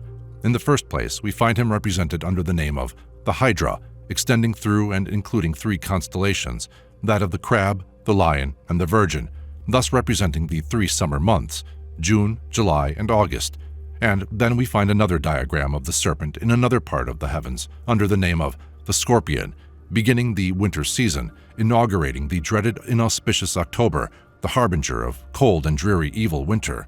And thus he was used to represent or symbolize both good and evil, which, when personified, were God and the demon. We can easily understand, therefore, why Moses and the Israelites, as well as the Egyptians and Hindus, had both a good serpent and an evil serpent, the latter figuring in Eden, the former constructed of brass and displayed on a pole. And the statement or theological proposition that the great emperor Chargé d'Affaires of the smoky regions was once considered a god is still further confirmed by the fact that he was formerly, in several religions, a co-equal member of the Trinity, hail, fellow well met, in the triads of the gods. The third member of the Trinity in India, Egypt, Persia, and I believe Mexico also was a representation and personification of evil in their most ancient legends, which furnishes evidence indisputable that they stood in the relation and occupied the position of gods. We may legitimately conceive that although the character of the two at first stood nearly parallel with respect to moral attributes, yet as time rolled on and developed and matured the moral perception of the people and capacitated them to demark or discriminate good and evil, they would, in imagination, see the two gods diverging morally wider and wider apart and becoming more and more hostile to each other, until finally they would become, and did become, directly, antipodes, and in deadly array, strife and opposition to each other in nearly every conceivable respect, though in all the change, the evil god did not lose his power or sway. He still retained almost uncurtailed omnipotent power with which he was at first invested, though his tenure or jurisdiction was gradually removed from the physical or natural to the moral world, so that the seat of his empire is now in the minds of men, and not among the physical elements or planets as formerly. Such has been the work of man's imagination. Chapter 7. Origin of the terms Kingdom of Heaven, Gates of Hell. Also of traditions of the dragon chasing the woman clothed with the sun, etc. The Christian theory, as we have briefly stated on a previous occasion, so far from restricting the power or empire of the evil one, grants him the lion's share, allowing him to carry off the major portion of the human family, having first permitted him to construct a broad gouge or broad road for the purpose, and many there be who go in thereat, while they have the road leading to the other kingdom so very narrow that few there be who find it. And thus they permit the Prince of Darkness to carry off to his subterranean empire nearly the whole retinue of souls which God had created for the purpose of his own glory, and thus thwart the main object of creation.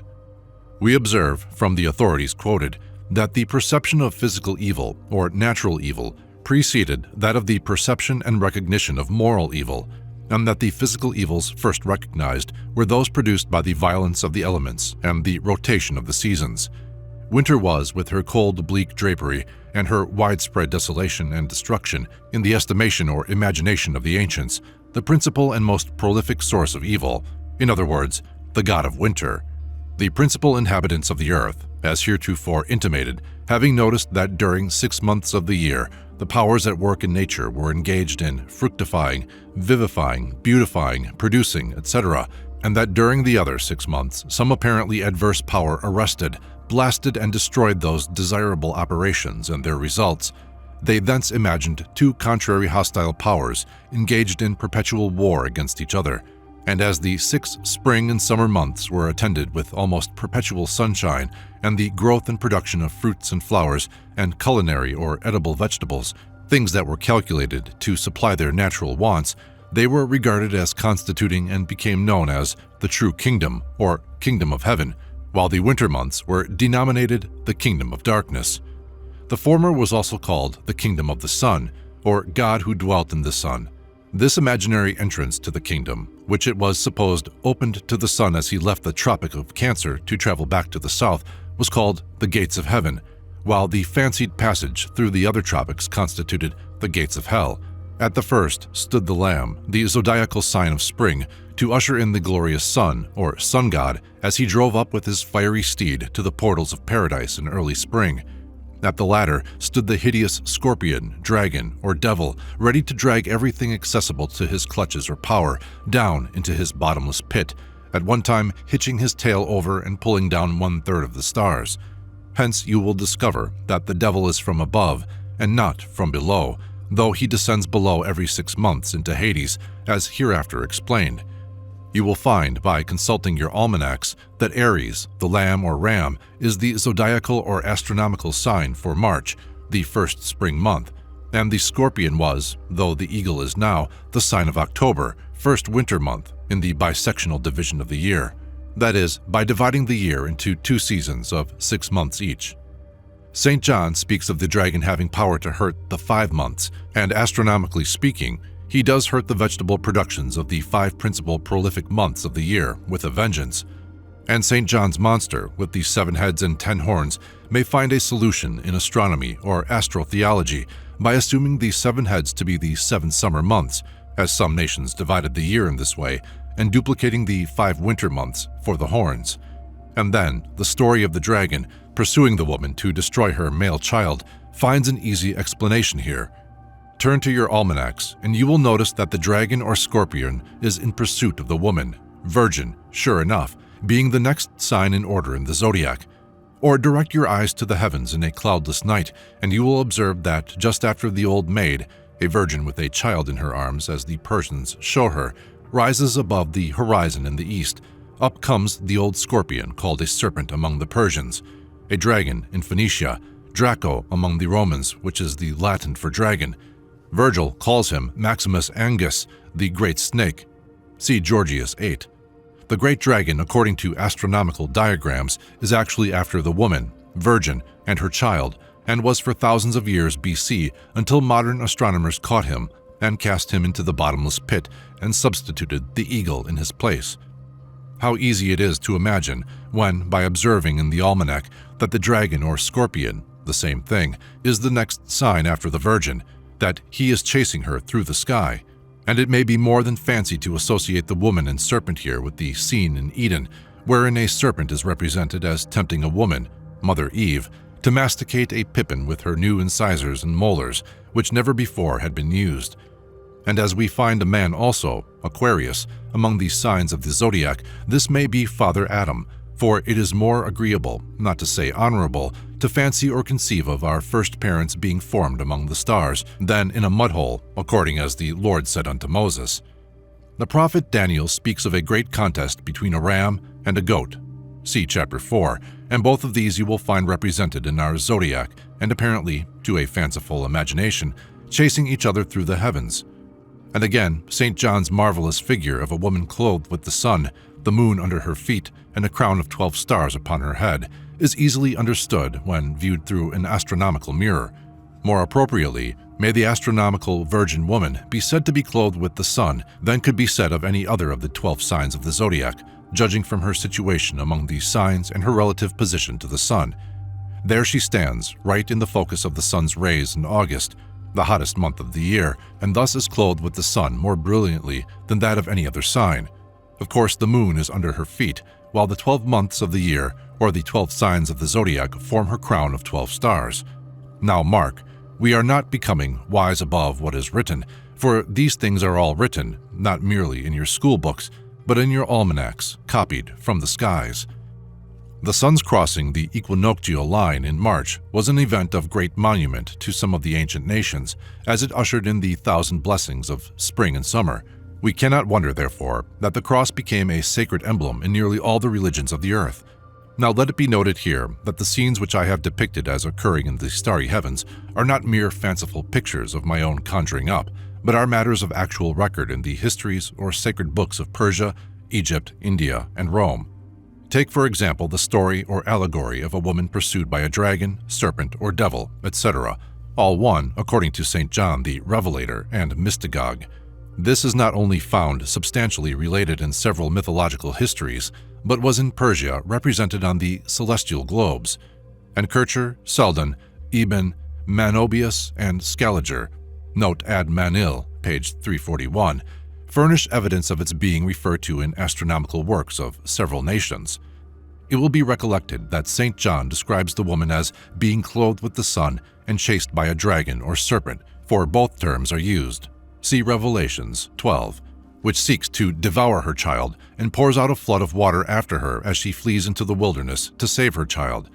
In the Grecian version of the story, Latona, being about to be confined, flies into a desert isle to save her child from Python, the serpent or dragon, while the Persians, according to Scaliger, had the virgin woman represented on their astronomical globes or planispheres with a child in her arms, holding 2 ears of corn, or wheat, in her hand, and with wings spread in the act of flying from her pursuer, as represented by St. John and the Egyptian version of the same story. And the child of this virgin in the Persian legend was born on the 25th of December, and it has been long since the people of that country first celebrated the 25th of December as the birthday of Oxus the Savior and child of this virgin. The pursuer spoken of in this story is with the Persians Ahriman, the god of darkness, and is the Typhon of the Egyptians, the Lucifer of the Greeks, the Python of the Romans, the Obi of the Africans, the Manitou of the American Indians, the dragon of St. John, and the serpent or dragon of the North Pole. And he actually begins to raise his head above the horizon, according to Burritt's Geography of the Heavens, immediately after the rising of the Virgin, the sign in the zodiac for August. The Egyptian version fills out the scene and represents the river Orion in the act of pouring out its waters just as the Virgin appears above the horizon, which is the river St. John tells us the dragon poured out after the woman and her child, to drown and wash them away. Now all these figures are represented in Burritt's astronomy, used in all our schools. Plutarch tells us that the Egyptians painted their serpents or dragons red, which reminds us of St. John's language, the great red dragon. See Revelations 12. Theon says there is no sign in the zodiac on which so much fable has been founded as that of the Virgin. The ancients, including several nations, Persia, India, etc., chose the figure of the Virgin to represent the fruitfulness of the earth, and as the sun commenced rising at the 25th of December towards spring, the season of fruitfulness and plenty, it was said, therefore, figuratively, to bring forth a newborn child. Now, as it can be shown and is conceded that the pagan version of this is older than the Christian version, we may venture to suggest that St. John was not the author of the first edition of it. Chapter 8. Hell, first instituted in the skies, its origin and descent from above. Strange as it may seem, it is nevertheless true that even the Christian-fabled hell may be found, like most others of their venerated and pagan-derived myths and mysteries, among the stars, though they generally point the other way, or in the other direction, when they wish to indicate its locality, not reflecting that Dives and Lazarus would not have conversed together while one was in heaven and the other in hell, unless these two places had occupied contiguous localities, at least been situated near together, and this was as likely above as below. The word astronomers use to indicate the sun in its highest point of ascension is perihelion. Now you may notice there is a hell in this word, peri-hel-ion. At least it can be traced to hell, or hell to it. Hell on the last part of this word was pronounced by the Greeks ilios, and is synonymous with acheron, which is generally translated hell, so that we have peri, which means around, about, and helion, hell, that is, the sun round about hell. We cannot think it strange, therefore, that hell is a pretty warm place, and let me admonish the reader not to be alarmed if we should find good old Elias in hell, the same who appeared with Moses at Christ's transfiguration. For it is a fact that Elias, the Greeks using the aspirate instead of the H, is about synonymous, as I have already stated, with the Greek acheron, which is rendered hell by translators. Hence it follows that Elias means hell, if not hell-fire, which will account for his face shining with such luster at the transfiguration. And Hades, or Hades, for the Greek alphabet has no E, may be traced with still less difficulty to the sun for its origin, and Hades, it is well known, frequently occurs in the Greek New Testament for hell, and is so rendered in English well, now ad is analyzed as ad, an Amorian name for God or godson, and S, the fire, and hence means the god fire, sun fire. It was the belief of some of the ancient nations, the Greeks for instance, that heaven and hell were nearly contiguous, being separated only by an impassable gulf, and both, as some believe, are located in the sun, though more generally the former only was located there. Chapter 9. Origin of the tradition respecting the bottomless pit. The bottomless pit had a different origin from that of Hades, or hell. Its geographical position was fancied one beyond the South Pole. This location grew out of the persuasion of some of the ancients that their dreaded and devastating winters came from that quarter, and hence the evil god who produced the winters, known as Winter God, had his seat of empire there.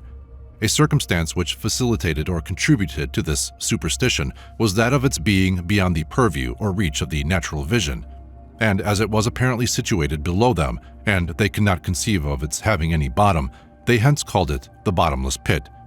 Winter was supposed to come from the south because it was observed to come upon them as the sun receded southward, which some imagined had some agency in sending the winter, and the sun going down below the horizon out of sight in the Arctic regions so as to result in darkness was supposed or fancied to die, but it was born again or arose from the dead when it reappeared in spring or arose again above the horizon. And as it approached the gates of spring, the Lamb of God, or the Lamb of March, gathered up the sins of the world, or the sins of the winter, and bore them away. And thus was realized, astronomically, not only the Lamb of God taking away the sins of the world, but also the death and resurrection of the Son of God, or the Sun God more properly. While the South Pole was the great bottomless pit, the fancied abode of demons and devils, and also the synonym of everything evil, the North Pole, as the supposed residence of the good God, was called the Mountain of the Lord, as nearly every nation had its Mountain of the Lord, or Holy Mountain. Chapter 10. Origin of the belief in a lake of fire and brimstone. The fact has been disclosed by the foregoing historical exegesis, or sketch of satanic biography, that the capers and diabolical operations of the devils, demons, and evil genii of the Oriental nations were at first confined to the skies or starry heavens. But it is important to observe that, in the course of time, their sphere of operations was transferred to the earth, and finally to the underground world beneath the earth, long prior to the dawn of the Christian era. According to the mythological era of Oriental Egypt, when the great dragon, serpent or devil, python or typhon, was conquered by the archangel of Apollo and hurled down headlong from the battlements of heaven, and thus became a fallen angel, he was thrown, body, hoofs, and horns, into Lake Sibon, or Serbanus, situated at the foot of Mount Cassius. This lake was chosen as the place of consignment for the great archdemon or archenemy of the human race, because it had become a haunt for the most weird and wild imagination, and a focus for the most disagreeable and detestable association of ideas that ever nestled in the brain of a superstitious people. Hence it became universally execrated. Bearing these facts in mind, let us observe that when the Nile overflowed its banks, as it did semi-annually, and spread over the country for many miles around, it reached this Lake Serbanus and submerged it with its putrid waters. And as it receded into its channel by the subsidence of the current, it deposited in the lake a great amount of debris, putrefying vegetation, and nauseating substances of various kinds. And it is a matter of fact or fable that upon its stagnant waters there accumulated a scum bearing a strong analogy in taste, color, and smell to that of brimstone or sulfur. In fact, some authors speak of it as being veritably and truly brimstone in solution, in other words, sulfur.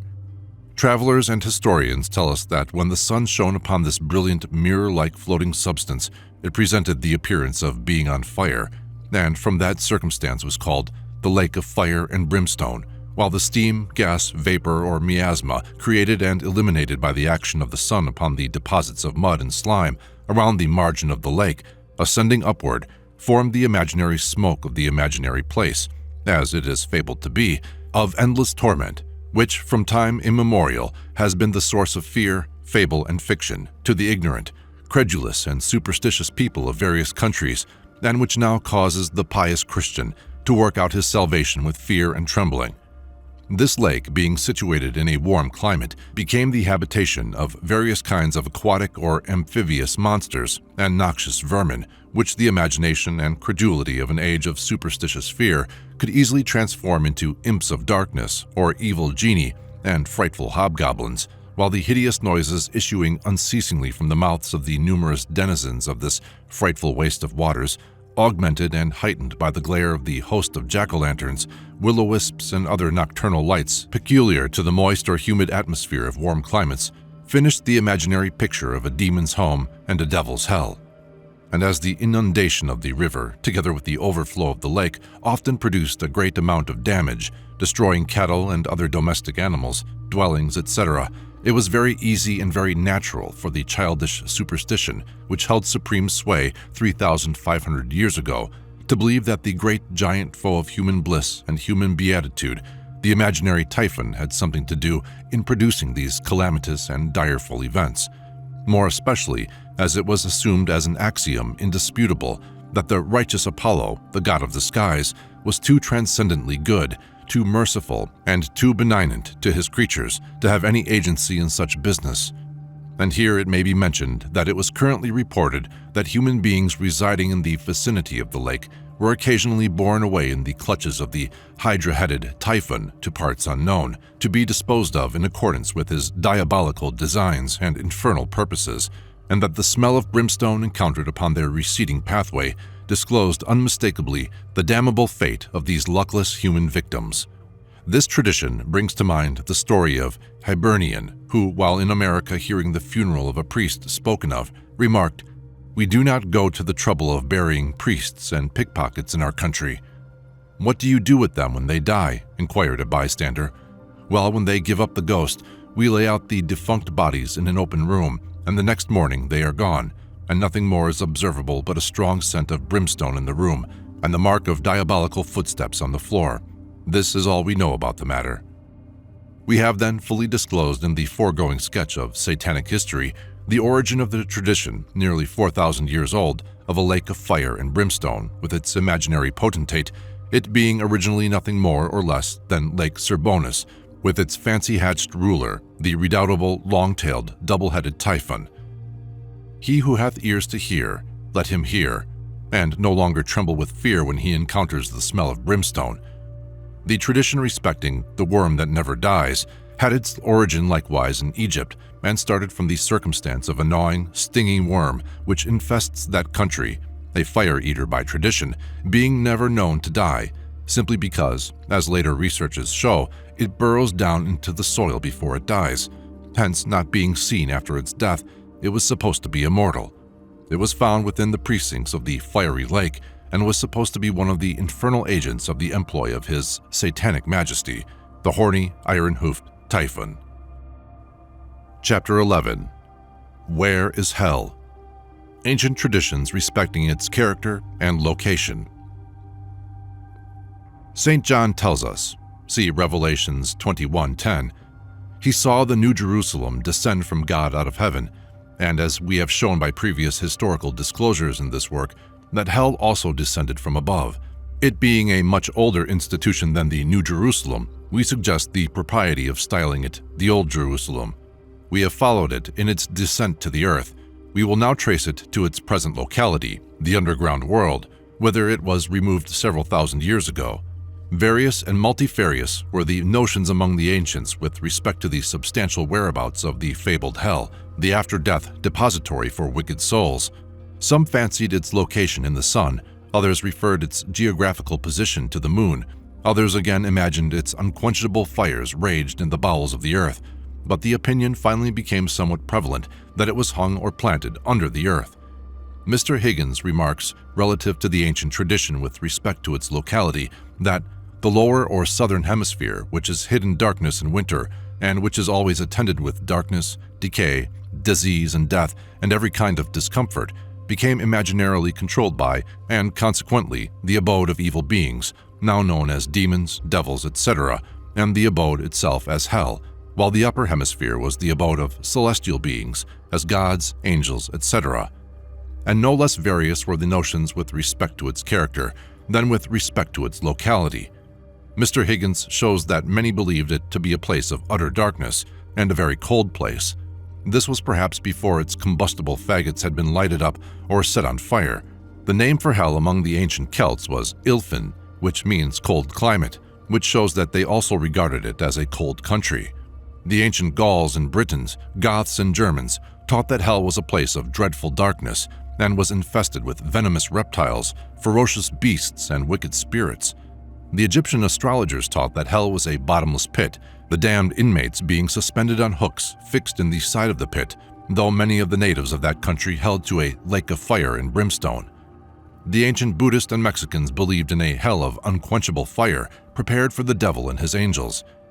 Here it may be remarked that the inhabitants of cold countries taught that hell was a hot place, a place of glowing, melting heat, while on the other hand, the inhabitants of warm climates taught that the place of consignment for the wicked was as cold as a mountain of ice, so that all who were captured and carried away to Pluto's realms by old Plug Ugly underwent a change of climate, whether they hailed from the torrid or frigid zone. Chapter 12.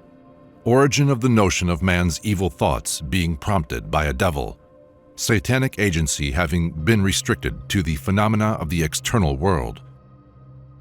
Here we wish it distinctly noted as an important historical fact that the conception of a devil and a hell long existed before the remotest idea was entertained that either had anything to do with or any connection with punishment in a future life.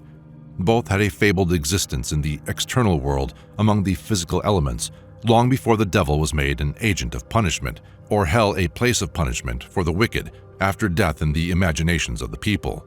Indeed, we are credibly informed the Manichaeans long believed hell to be the blissful abode of the righteous. The first conception of evil and malevolent beings, as we have just intimated, restricted their sphere of operations to the physical world, to the violent storms and destructive elements, and all the unpropitious events of nature.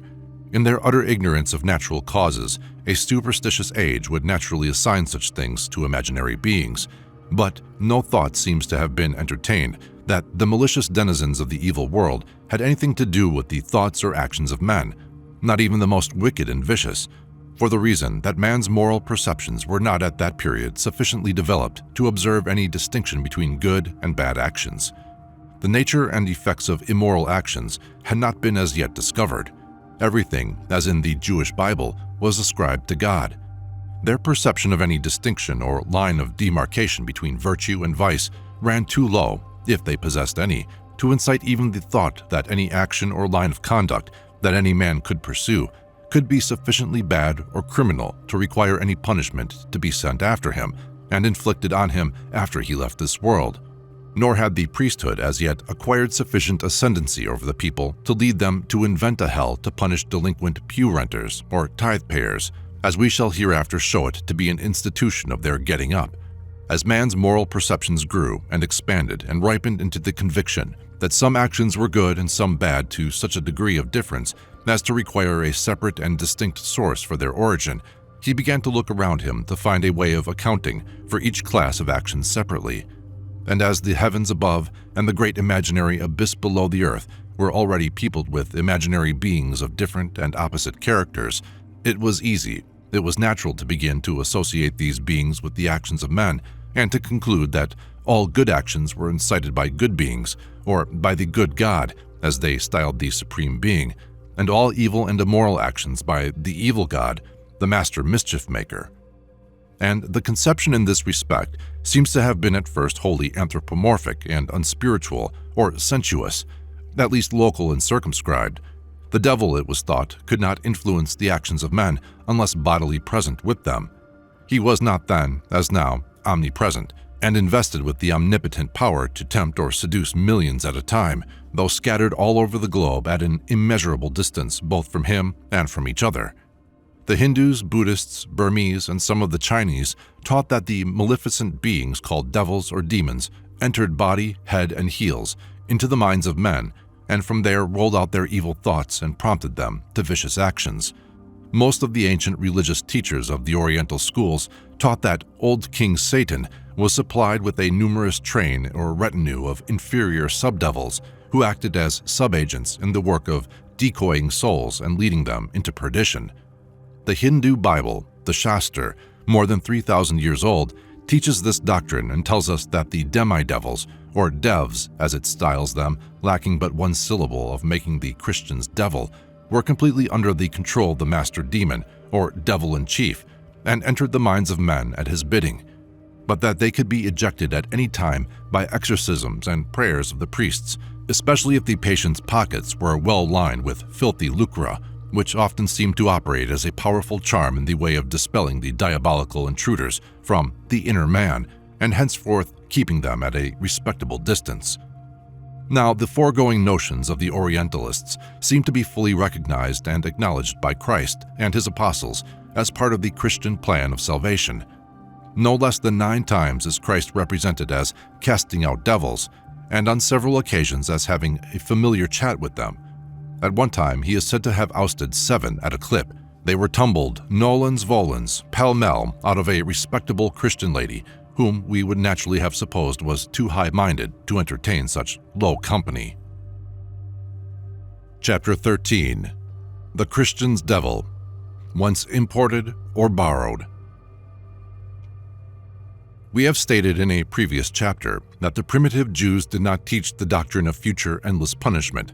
They evidently knew nothing of the doctrine until after their exile to Babylon, as we do not find the doctrine taught in any of their writings penned previous to that era. The first traces of it are found in the lesser or later prophets, now termed apocryphal, and the Talmuds, or Mishnah, written but a few centuries prior to the Christian era. And from these sources, in all probability, the founders of the Christian religion derived, in part, their doctrines and traditions on this subject, though we find the after-death primitive doctrines of the New Testament are an admixture of Babylonian or Chaldaic, Egyptian, and Syrian traditions on this subject, and all conform approximately to the still more ancient Buddhist doctrine of future rewards and punishments. The Egyptian devil was a huge monster, panoplied with horns and shod with hooves, a formidable tail of unmentionable, if not immeasurable length, which we suppose served as a kind of rudder as he flew his giddy rounds amongst the sons and daughters of men, though it appears he doffed his tail for the convenience of inserting his legs into a pair of breeches, that he might join the respectable society which he accompanied as they went to attend a picnic at the house of Job in Chaldea. We frequently hear instances spoken of a descent from the sublime to the ridiculous, but here is a case of the ascent from the ridiculous to the sublime, presented in the account of Satan's becoming a hail fellow well met with the sons of God as they journeyed to make an important negotiation with that servant of the Lord, Job. He must have felt honored and exalted in the highest degree by such a peculiar favor being vouchsafed to his majesty. We have stated, in effect, that the founders of the Christian religion, perhaps while yet Jews, obtained their model for a devil from the Babylonians during their bondage in the country. It is well to remark, however, that Christians have invested his long-tailed majesty also with some of the characteristics of the Egyptian devil, as we will find in the illustrated works of the early Christians. He is represented with horns, hooves, and a rear appendage of lawless dimensions. We will conclude our answer to the question, where did the Christian world obtain their devil, by presenting an extract from an able writer on the subject who tells us, the ancient Egyptians had a devil called Typhon, afterward engrafted into the Greek mythology as the author of evil. The later Jews who became followers of Christ and the founders of the Christian system admired the idea of having such a fearful, ugly devil, as he had horns, hooves, and a tail, and hence engrafted his monstrous physical proportions onto the idea of a devil they had obtained in Babylon. At the same time, they gave him the malignant and ferocious character of Beelzebub, the devil of Syria, and thus the question is explicitly answered. Chapter 14. The various after-death punitive terms of the New Testament of Oriental origin. It only now remains to be shown that the writers of the Christian New Testament must have copied from the ancient pagans, as they have all their various modified forms or modes of future endless post-mortem punishment. In fact, the whole train of ideas and doctrines apparently both of a devil and hell, which we find incorporated in the Christian scriptures as a part, seemingly, of the gospel plan of salvation, are found likewise in the pagan systems of mythology, long antedating the inception of the Christian religion. The Bible of the Christian speaks of a hell of darkness, a hell of light, at least of fire, which must emit light, a hell in which both body and soul are destroyed, a hell in which the soul is eternally punished, a limited hell, an endless hell, an upper, impliedly, and a lower hell, a hell or lake of fire and brimstone, a bottomless hell or pit, the keys of hell, the chains of hell or the chains in hell, the gates of hell, etc. Now, an examination of mythological history will show that these ideas or conceptions are of pagan origin, together with the various scripture notions and myths appertaining to a devil or devils, such as his being the author of evil, his leading or destroying or punishing them, his taking up his abode in the minds or souls of men, with his troop or train of inferior second-class devils or evil spirits, the saviors and saints casting them out of the temples of the inner man, their change of residence from the souls of men to the souls and stomachs of swine and other animals. Also, the various metamorphoses or changes of the devil in chief, by which he sometimes appears as a crawling or creeping serpent, then as a roaring lion, at other times as a flying dragon, and occasionally as an angel of light, etc., etc. Some of these notions or conceptions have already been traced to pagan origin. The origin of others will be indicated as we proceed to speak of the several pagan doctrines or myths appertaining to future endless punishment as compared with those found in the Christian scriptures. The Reverend Mr. Pitrat, in his work before mentioned, tells us, "The pagans believed that in their hell there were two principal abodes, an upper and a lower hell, the one expiatory, in which the common wicked were detained and tortured until they had expiated their faults and had been purified enough to be admitted into the Elysium, or heaven, and the other, the filthiest, the darkest, and the deepest cavern, where great criminals were burnt and excruciated endlessly and without any hope, cessation, or relief in their torments." The same author adds, "According to Plato, 400 BC, the dead who have been guilty of murder, sacrilege, and other enormous crimes shall be endlessly miserable in Tartarus, or hell. Those whose crimes have not been so great shall be detained therein for a year." Page 211. In the above extracts, we have the Christian Bible doctrine of an upper and a lower hell, a purgatory, an endless hell, a fiery hell, etc. Again, our author says, "The pagans believed that there was a gate to their hell, at which, in Roman mythology, the frightful Tisiphon watched day and night, seeking whom he might devour, and that Lucifer held the keys of the gates of hell." Page 175. Here are disclosed several other Christian ideas of hell. The pagans believed that the deepest, darkest reigned in their hell. Page 178. Here is the Christian's hell of outer darkness. Speaking of Tartarus, our author says, "There are incessantly heard the rattle of chains dragged by wretched victims, their groans and the strokes of the lashes that tear their flesh." Page 134. Here are the chains spoken of in 2 Peter 2:4. The Hindu Vedas, written before Moses, according to Mr. Dow, informs us that Yama, the judge or judge of quick and dead, delivers over the trembling wicked souls to evil spirits in order to expose them to be lacerated by demons or gnawed by fiery worms or plunged into pits of flame. Here we have presented the bottomless pit, where the worm dieth not, and the fire is not quenched. We might continue to trace out the parallel in every minute particular, but to present a full history or description of the numerous doctrines, notions, conceptions, or myths of the ancient superstitious pagans relative to the after-death punishment of the wicked in hell, Hades, Tartarus, Infernus, Gehenna, Tophet, Sheol, or the fiery pit, with the various operations and machinations of the devils, demons, dragons, serpents, satans, furies, evil spirits, or wicked genii, which were in vogue and currently believed in thousands of years ago, when the deepest, darkest, and direst superstitions enveloped the human mind, a considerable portion of which we find copied into or rehearsed in the Christian scriptures. Such an exposition would require a large volume. We will conclude this branch of our subject by 2 quotations from different poets, one pagan and the other Christian, and observe the similitude of their train of ideas in attempting to depict the underground world. Hear the poet Virgil, 60 BC. "At hell's dread mouth 1,000 monsters wait. Grief weeps and vengeance bellows in the gate. Fierce formidable fiends the portals keep. With pain, death, and death's half-brother, sleeps.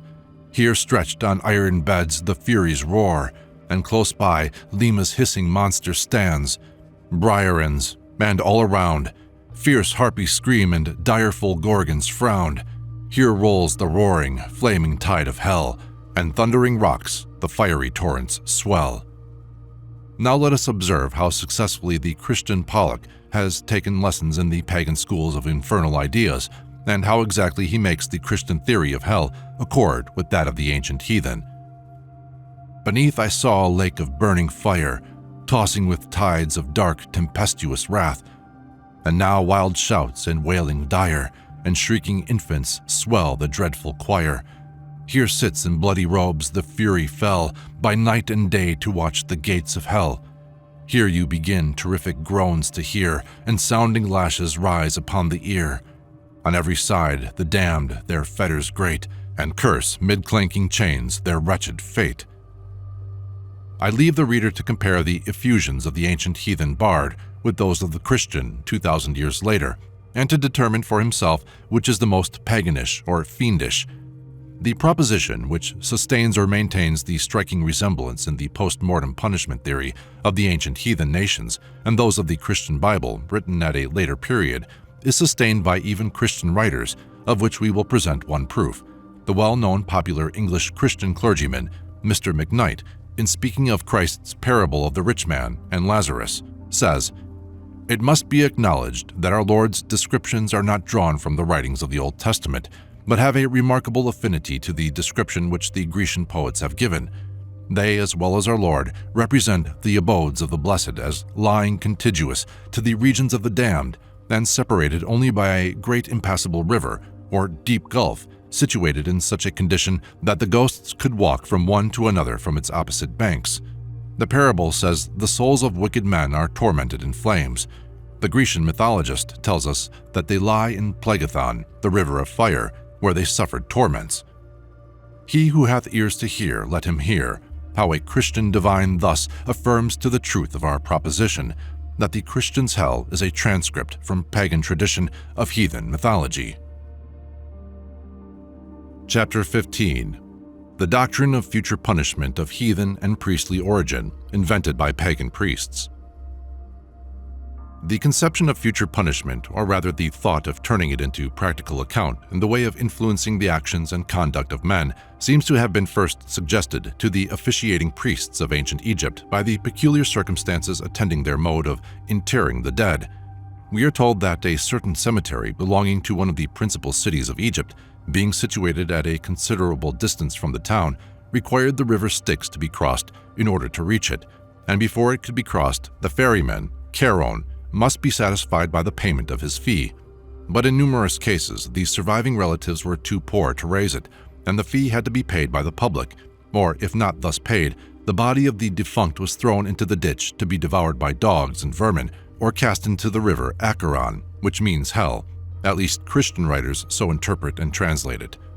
Thus, this river was made the receptacle of the bodies of those who, on account of their vices, were excluded, so the multitude were taught, from the common obsequies of the dead and the favors of heaven, or rather its supreme ruler, Jove, while the righteous, if poor, were always honored with a decent burial at the public expense. To decide whether the defunct had led a life sufficiently virtuous to deserve an honorable interment, men were chosen, called episkopes, from the Greek epi, or over, and skopeo, to see or look, and thus literally means to see over or oversee, and thus originated the term and the sacerdotal for episcopacy, now found in the Methodist and other churches. For the accommodation of the instituted order of priesthood, towers or buildings were erected which are now known as temples and churches, and this dates the origin of the priesthood in their officiating tabernacles or edifices, temples and churches.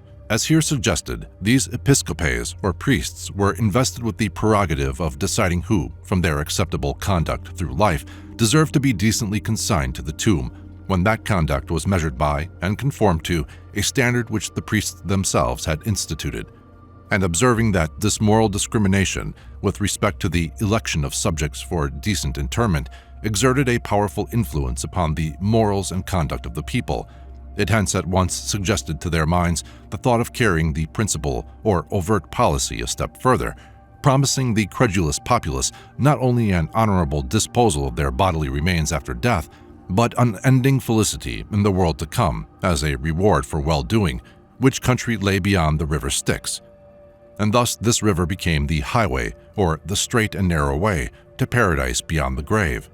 The graveyard, or cemetery, through which they passed, and in which the bodies were deposited, was called the Elysian Fields, which was regarded as a place of blissful sojournment, to be occupied transiently, preparatory to their entrance into the abodes of superlative felicity, while Tartarus, beyond the river Acheron, was a place of consignment for the wicked, or those who were not faithful in complying with the requisitions of the priests. The entrance to this post-mortem prison, Tartarus, was guarded by the mastiff Cerberus, a dog with 100 heads. Into this Tartarus, the priests warned the credulous, ignorant, and superstitious populace that they must be thrust as a penalty for any delinquency or neglect of duty they might be guilty of, not to be punished eternally, however, for endless punishment was not yet invented or thought of. They were only to be consigned to this fiery underground prison for a period proportionate to their crimes, and this fact was elaborated into fiction, and thus originated the doctrine of future punishment in Egypt. And out of this grew the doctrine of endless punishment, or eternal damnation, as the priests lengthened the period of punishment from time to time as the public utility or their own cause and craft seemed to suggest the necessity for it, until it was finally made to reach to all eternity, and the culprit was told that he must roll on a sea of fire and kick and flounder and splash the melted brimstone during the endless ages of eternity.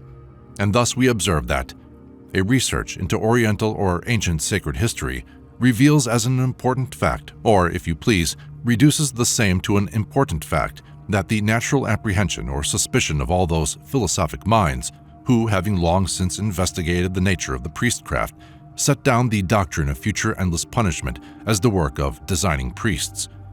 Mythological history is exuberant with the evidence that the traditional scheme of punishment for human beings or human souls in another world for actions committed in this was invented by the priesthood as one of their auxiliary means of promoting the interests of their craft. And according to Grecian writers, the agents of government or administrators of law joined with the priests and likewise adopted the system as a more effectual manner of controlling the populace and keeping them in subjection to the government. To state the thing in brief, priests and politicians colleagued together and invented the devil and his domicile as scarecrows to frighten the ignorant, superstitious masses into quiet, submissive allegiance to the ecclesiastical tribunals, namely, the powers that be. That I do not misrepresent when I aver that the devil and hellfire doctrines were concocted by designing priests and pettifoggers to serve as bugbears to frighten their credulous and childish subjects into acquiescent submission to their assumed authority to prove it. We have some very ancient authority to prove it. We have some ancient testimonies on this subject from Egypt, India, and Greece. We will first call up Strabo, known as the geographer of Greece.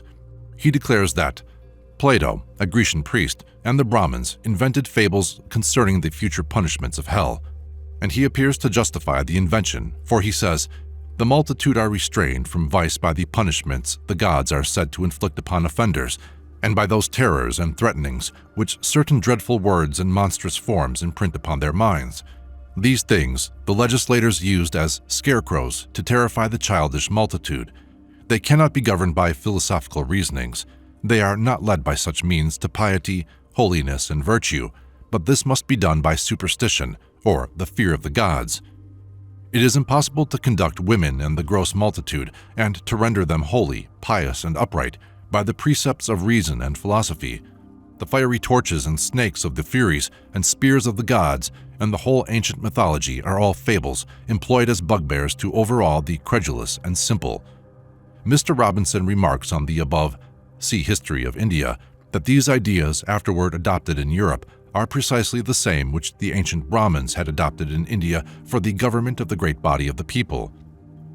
Polybius, the historian, born 200 years BC, declares in like manner, "Since the multitude is ever fickle, full of lawless desires, irrational passions, and violence, there is no other way to keep them in order but by the fear of the invisible world, on which account our ancestors, it seems to me, acted wisely when they contrived to bring into popular belief the notions of the gods and of the infernal regions.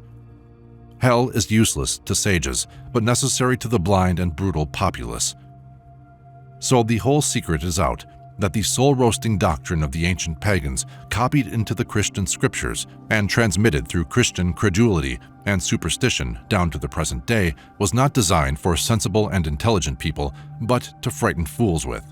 And those good Christians, who in this enlightened day and age of the world still hold to this ancient superstition or myth, should not complain if we rank them with this class, seeing that it is historically demonstrated that no other class of people were expected to believe it but fools. For this is the testimony not of one or two writers only, but of all who wrote on the subject thousands of years ago in Egypt, India, and Greece, and they were many. They all concur with Strabo and Polybius in representing the doctrines of devils and post-mortem punishment as having been fabricated for the special benefit of the low, ignorant, and superstitious populace. If space would allow it, I might quote in proof from Cicero, Dionysius, Seneca, Socrates, Virgil, Livy, Plutarch, and Zimcius. The last-named writer, Zamasus or Timsius, says in figurative illustration, "For as we sometimes cure the body with unwholesome remedies, when such as are most wholesome produce no effect, so we restrain those minds with false relations, which will not be persuaded by the truth. There is therefore a necessity for instilling the dread of those foreign torments reserved to the criminals in Tartarus, and also by the other fictions which Homer, 900 BC, has found in the ancient sacred opinions." As Homer's time was several hundred years before Christ, this declaration makes the doctrine of future punishment of very ancient existence. This poet, whom some chronologists placed 900 BC, is here represented as finding the doctrine in the then ancient sacred opinions. I will quote but two other Roman and Grecian writers, Seneca and Cicero. The former tells us that those things made the infernal regions terrible, the darkness, the prison, the river of flaming fire, and the judgment seat, are all a fable with which the poets amuse themselves, and by them agitate us with vain fears. Cicero ranks the doctrine of future punishment with silly fables, and Plutarch places it with fabulous stories. I will quote from one author relative to the prevalence of this superstition in India 3,200 years ago, to show how it was looked upon by the more intelligent classes of society, even in that remote age and country. Colonel Dow, in his dissertation on India, says, "The more learned Brahmins affirm that the hell which is mentioned in the Vedas was only intended as a bugbear to enforce upon their minds the duties of morality, for that hell is no more than a consciousness of evil, and those bad consequences which invariably follow wicked deeds." Very sensible thoughts indeed to issue from the minds of heathens more than 3,200 years ago. For the missionary, Reverend D.O. Allen, places the compilation of the Vedas at 1400 BC, while other writers assign it a much earlier date. I will close my historical citations by brief quotations from two Christian writers. The Reverend Mr. Pittrat, in his Pagan Origin of Papalists' Doctrines, says, "Indeed, there is no sort of torment that was not invented by legislators, mystagogues, poets, and philosophers to frighten the people under the false assumption of making them better, but the truth is, it was rather to keep them down in subjection." Page 138. The Reverend Mr. Thayer says, "Of course, in order to secure obedience, they were obliged to invent divine punishments for disobedience of what they gravely asserted to be divine laws. It will be observed, then, that we have the most positive evidence, the most demonstrative historical proof to establish this threefold proposition. 1. That the doctrine of future endless torment, the after-death penal retribution, was extensively preached and promulgated in the pagan world long prior to the era of the inauguration of Christianity. 2. That it was invented or hatched up by designing priests and lawmakers as a raw head and bloody bones to frighten those who might be simple or silly enough to believe it into loyal submission to their aspiring power, that the credulous, ignorant, and superstitious masses or classes of society might thus become the pliant tools, the stepping stones to the selfish ambition of the demagogues of both church and state. 3.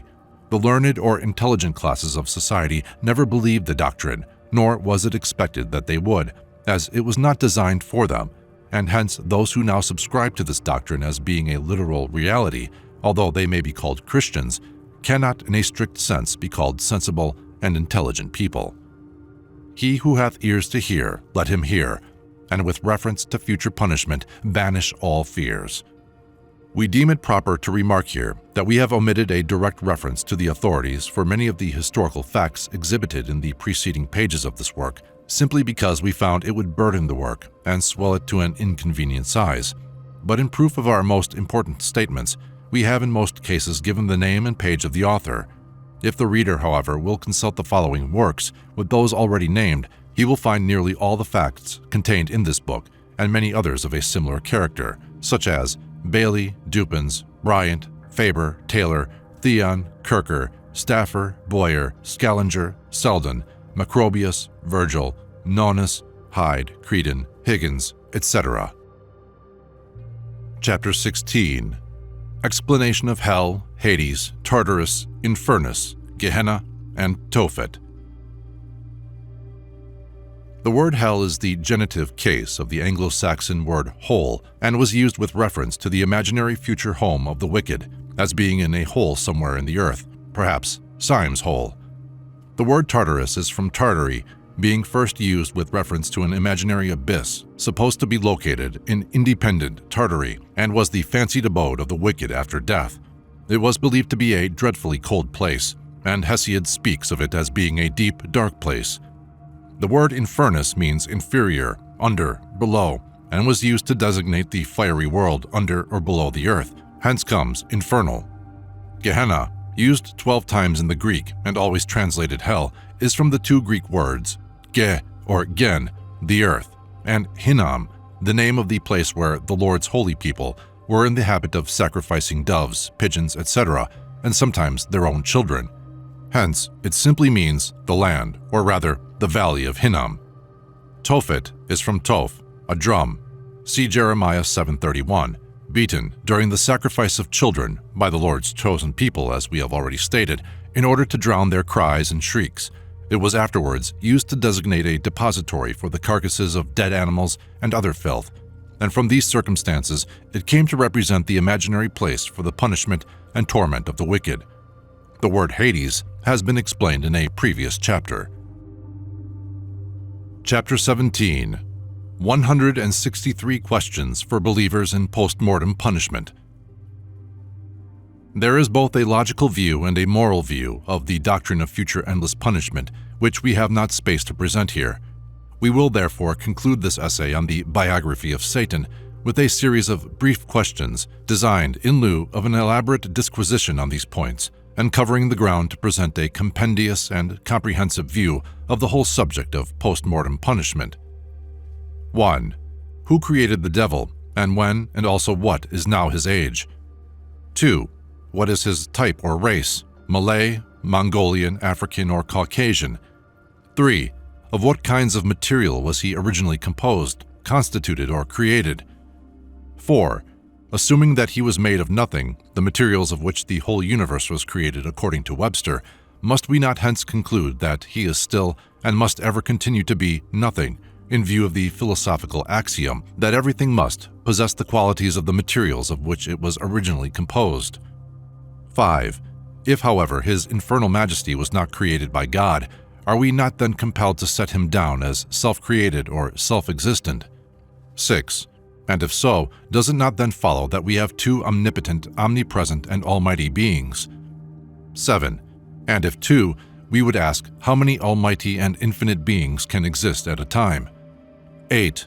Or can we admit the existence of more than one in any other sense than that implied in the Otaheitan tradition, that a devil or god can dwell within a god as a snake within a snake? 9. Or if God was the first omnipresent being and filled all space, by what process was room found for another omnipresent being? 10. And here the correlative query arises, also, is the grand adversary of souls dependent on, or is he independent of God? 11. If dependent on God, are we not logically compelled to consider God responsible for all his wicked, nefarious, and diabolical deeds? 12.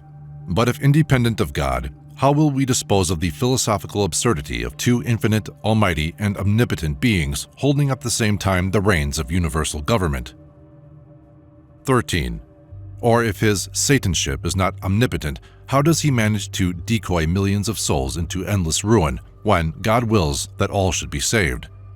14. And if not self-existent, does it not follow that God must have created him? 15. And if God did thus bring into existence the great prime mover of evil, then is not God himself the author of evil, inasmuch as without a devil, according to orthodox showing, there could have been no evil? 16. Who then is responsible for the existence of evil, God or the devil? 17. Or how can God hate evil and yet allow the devil to exist when he possesses omnipotent power and hence is able to destroy him? 18. And if the devil is a fallen angel, as Christians teach, who tempted him and caused him to fall? 19. Or how could he be tempted, when as yet there was no wicked one to tempt him? 20. Or would God have created him if he had known that he would turn out to be so naughty, nefarious, and diabolical? 21. And if he did not know it, how could he be omniscient or be the all-wise God? 22. And how could this primarily perfect archangel fall in heaven where everything is and must be perfect, infallibly perfect? 23. And if, as we are notified in Holy Writ, it came to pass, once upon a time, there was war in heaven, may not such bloody conflict occur again, and consequently all Garrisonian non-resistants be compelled to leave, or have their feelings and principles outraged by the exhibition of carnage and blood, they being in principle opposed to wars and fighting? 24.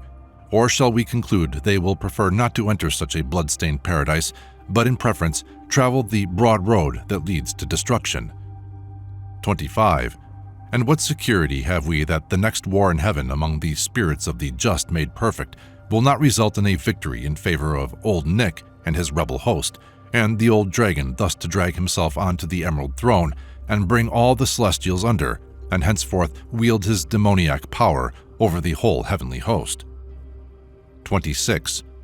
Can anything exceed the injustice of allowing the devil to transform himself into an angel of light, seeing that it is impossible to distinguish him from a celestial being while in this character, and hence impossible to know when to resist him, as the Bible enjoins?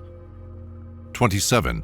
Assuming that his Satanship had a beginning, may we ask what was the modus operandi employed to make known his infernal existence, whether it was by the current mode of making known important truths, that of divine revelation by and through the Holy Ghost, or whether he drew up with his fiery steed at the bar of the world in propria persona and thus announced his diabolical existence?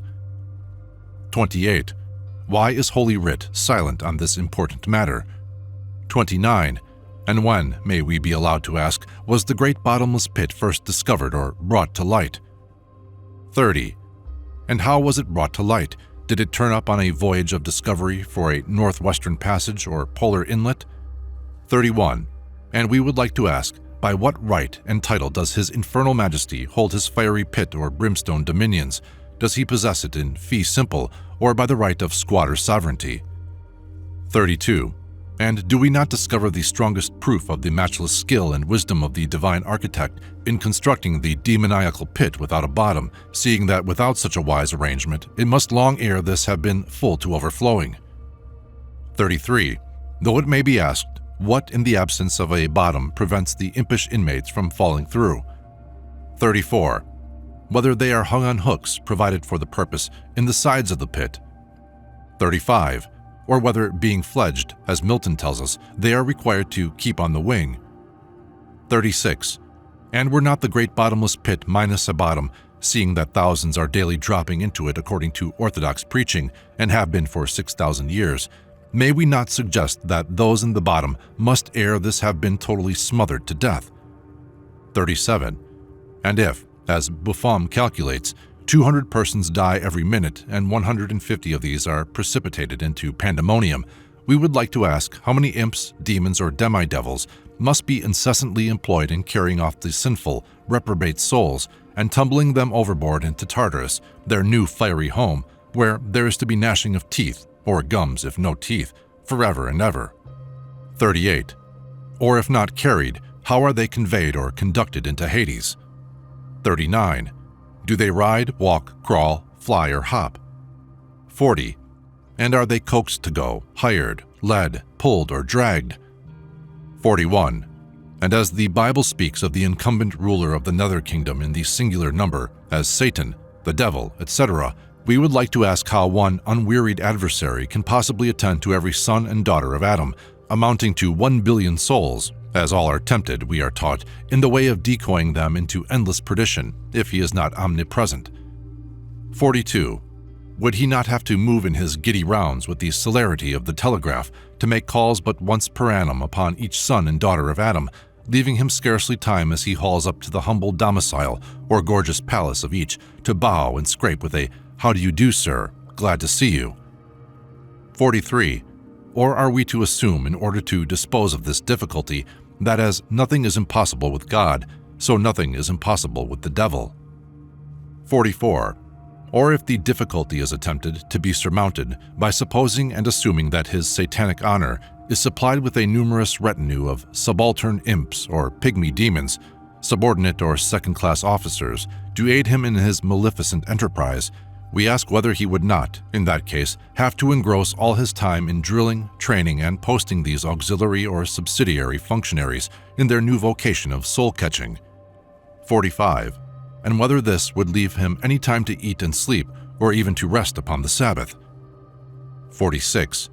We would likewise query whether, in high latitudes or in northern climates, say the icy polar regions, if any of the hobgoblin board of soul-catching demons should venture out from their intensely caloric, fiery dominions, while the thermometer is perhaps ranging at 50 or 75 degrees below zero, stiffened limbs, a bad cold, and mayhaps still more serious, if not fatal, consequences might not ensue. 47. And should we not calculate on the danger of some reprobate souls, foreordained to destruction, making their escape into paradise on these occasions of their demon pursuers, being inevitably retarded in their operations by the weather? 48. Ought not God to be very thankful to old Harry Holloway for taking the punishment of the wicked off his hands, since he has declared the wicked shall not go unpunished, and hence would have to punish them himself if the devil did not? 49. And since we learn that God has decreed that the wicked shall be punished in hell, and the devil is his agent in performing the needful work, must we not therefore consider his snakish majesty as a truly faithful servant of the Lord, and a co-worker with him? 50. Or if the punishment of the wicked is to be set down as the devil's doings exclusively, and yet God assents to it by permitting him to exist and achieve his hellish work, then he is not acting in conformity with God's will, and hence performing his duty? 51. And does it not thence follow also that it is God, and not the devil, who punishes the wicked, the latter being only an agent? 52. On the other hand, if we assume that God is really opposed to the devil's operations and machinations, then does it not follow that his diabolical majesty holds the supreme sway and compels God Almighty to hold a subordinate rank under him, and to be a kind of secondary omnipotence? 53. And does not this follow from another assumption, in other words, that the devil's broad road into which so many go in thereat is much more thronged than the narrow way that leadeth unto life? 54. And may we not ask, if it was not labor lost to make a house of many mansions, seeing so few tenants find their way to it, or are allowed to enter it? 55. May we not also consider the Christian plan of salvation a kind of lottery system or scheme in which God and the devil are the ticket holders, the wicked constituting the ballots? 56. And is it not the teachings of Holy Writ that his infernal or satanic omnipotence drew Mother Eve as the first prize? 57. And since that bit of good luck, has he not drawn the major portion of the small fry, a much larger share than the Creator himself? 58. If the devil, after the curtailment of his ubiquity or of his infinite power, as taught in Revelations 6:8, and after God had declared, "All souls are mine," still managed to decoy most of them into his fiery domicile, how many souls do we suppose he would have left for God if his power had not been curtailed? 59. If most God's heritage travel the broad road which leadeth unto destruction, as the Holy Scriptures inform us, then are we not to suppose there are rooms to let in the house of many mansions? 60. Is it not strange that if the wicked are to be punished eternally in hell, as declared in Matthew 25:46, that God should speak of the destruction of hell in Hosea 12:14, in other words, Sheol, the Greek for hell? 61. How can the wicked be punished after they are destroyed, as taught in Matthew 21:41? 62. Or how long can they continue to exist after being destroyed? 63. How can the souls of the wicked burn forever, see Matthew 18:8, without being consumed, since it is the nature of fire to reduce all combustible substances to ashes? 64. Would it not be a great acquisition in chemical art to find a substance that would thus burn forever without being consumed, especially if it could be used for culinary purposes in countries where fuel is scarce? 65. Do we not make God 1,000 times worse and more fiendish than the wickedest of his creatures when we talk of his punishing any being forever? 66. And do we not invest him with an inhuman, brutal, and savage character, which the most bloodthirsty tyrant who ever drenched the earth in human blood would spurn to own? 67. For where in all history can the name of a demon-hearted villain be found who would burn an enemy even a week, not to mention an eternity? 68. Then, which is the worst to believe, such a libel on the character of God, or to believe the writer mistaken who assigns him such a character, even though said writer may claim to be inspired? 69. Is not Leigh Hunt right when he says, "If an angel were to tell me to believe in eternal punishment, I would not do it, for it would be better to become me to believe the angel a delusion than God monstrous, as we make him by considering him the author of eternal punishment"? 70. How could a being who is perfectly good and kind-hearted punish one of his creatures without mentally, if not physically, punishing himself and thus himself suffer eternal misery and torment by such an act? 71. And is it not the climax of absurdity thus to assume that God would or could punish himself in this manner? 72. Or could a God with one spark of sympathy, justice, or mercy punish a being, especially one of his own children, a year, a month, or even a day, to say nothing of eternity? 73. Would there be any sense in punishing a being for any other purpose than to reform him or make an example for others? 74. Would it not be impossible for post-mortem punishment to serve either of these ends? 75. Could a just God punish one of his creatures for acting out the impulses of that nature which he himself had endowed him with, and does not every human being do this? 76. When God, according to the Bible, saw that the greater portion of mankind were going to destruction, and creation proved a failure, why did he not knock the whole thing into pie and try it over again, or give it up for a bad job?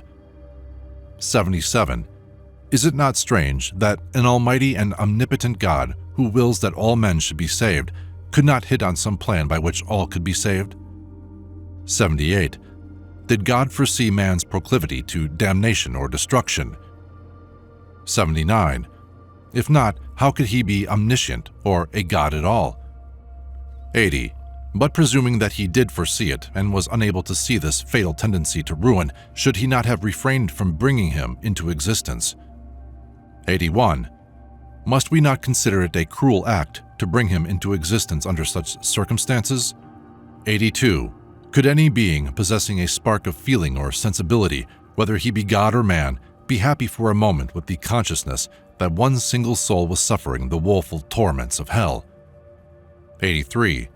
Could any man ever smile if he really believed that he had a friend or relative suffering or doomed to suffer unending misery in a lake of fire? 84.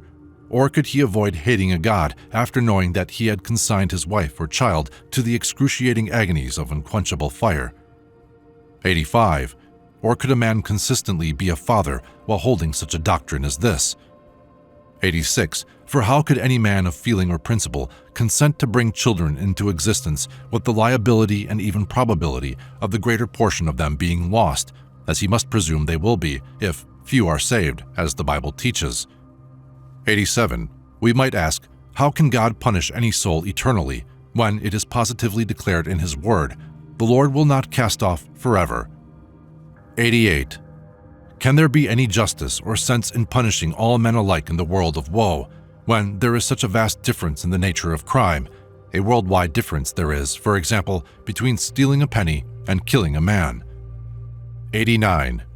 Indeed, are we not warranted in concluding that it would be morally impossible for a God of justice to inflict infinite punishment upon a mere finite being for any crime whatever, as it would be impossible for eternal consequences to grow out of any finite action, either good or bad, without overthrowing the last principle of moral equity and common justice, and even common sense?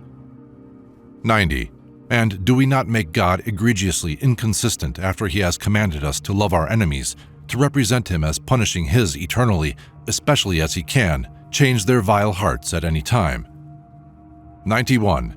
In what sense can Jesus Christ be the Savior of all men, as taught in Timothy 4:10, when we are told that they are not all saved, but the greater portion lost?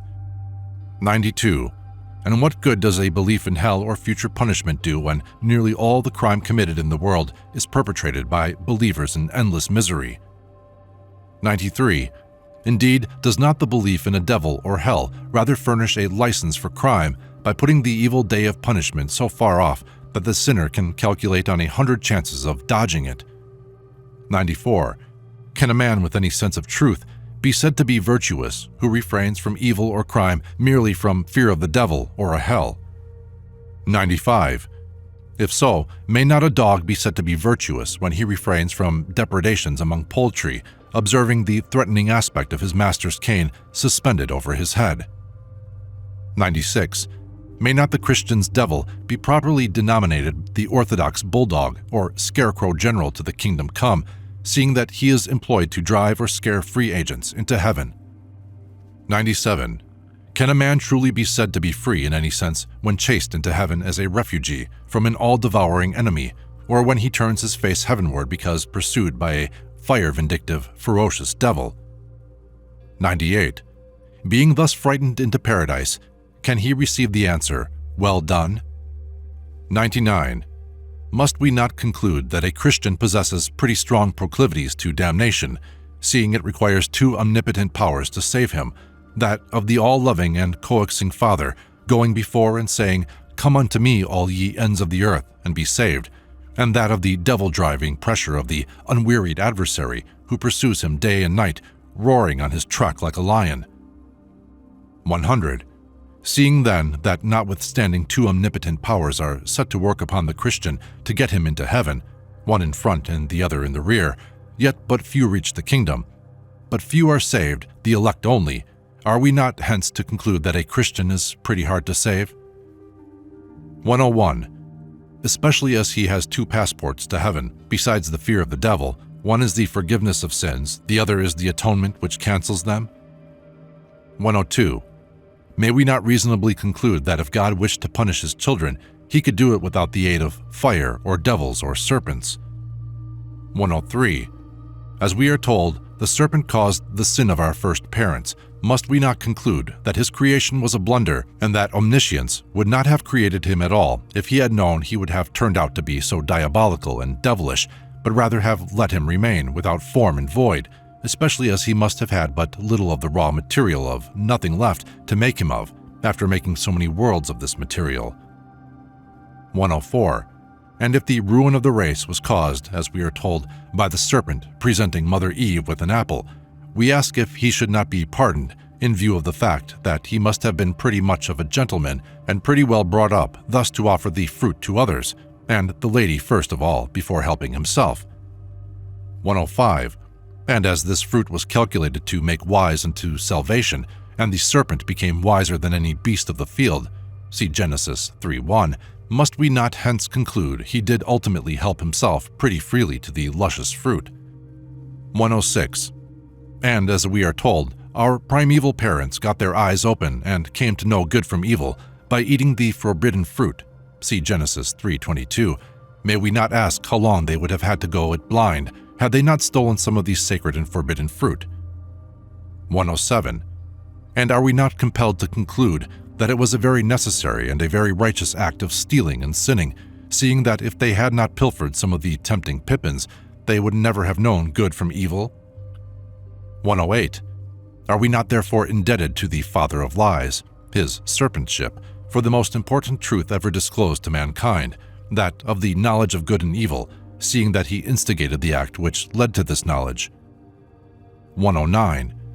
If eating the forbidden fruit was calculated to make Adam and Eve wise as the gods, ye shall be as gods knowing good and evil, Genesis 3:5, would they not have been the veriest fools to refuse to eat, especially as it was so luscious and inviting to the taste? 110. Which told the truth, Moses' imaginary god, or the devil, alias the serpent, when the former told Adam, "In the day thou eatest thereof thou shalt surely die," Genesis 2:14, while the father of lies, or talking serpent, declared, "Ye shall not surely die," Genesis 3:4, seeing that Adam lived 930 years and begat sons and daughters? 11. Indeed, does not God, according to Moses, himself most explicitly admit that his lying snakeship was right, and he, omnipotence, wrong when he announced to the Trinity or family of gods, "Behold, the man is become as one of us, to know good and evil." Genesis 3:22. 112.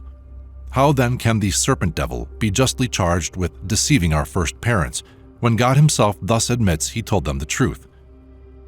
113. If the serpent of Genesis is the devil of Christendom, the great prime central wheel of orthodoxy, the same which Brigham Young declares is after sinners with a sharp stick to whip them into heaven, and which he also declares makes more saints than all other means combined, the power of God not excepted, then why was nothing said about roasting or broiling our primitive parents in the kingdom prepared for the devils and his angels, for their high-handed infractions of the divine commands?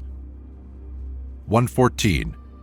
Could not the great and dire calamity and curse which befell the human race, through the malicious agency of a serpent, according to orthodoxy, have been easily and most effectually avoided by simply making the fence, which enclosed the golden garden, snake-proof, so as to keep his long-tailed majesty out, or else by placing the angel with the flaming sword at the gate before the fall of man instead of after, so as to bruise his head or decapitate him on his unwarrantable attempts to enter? 115.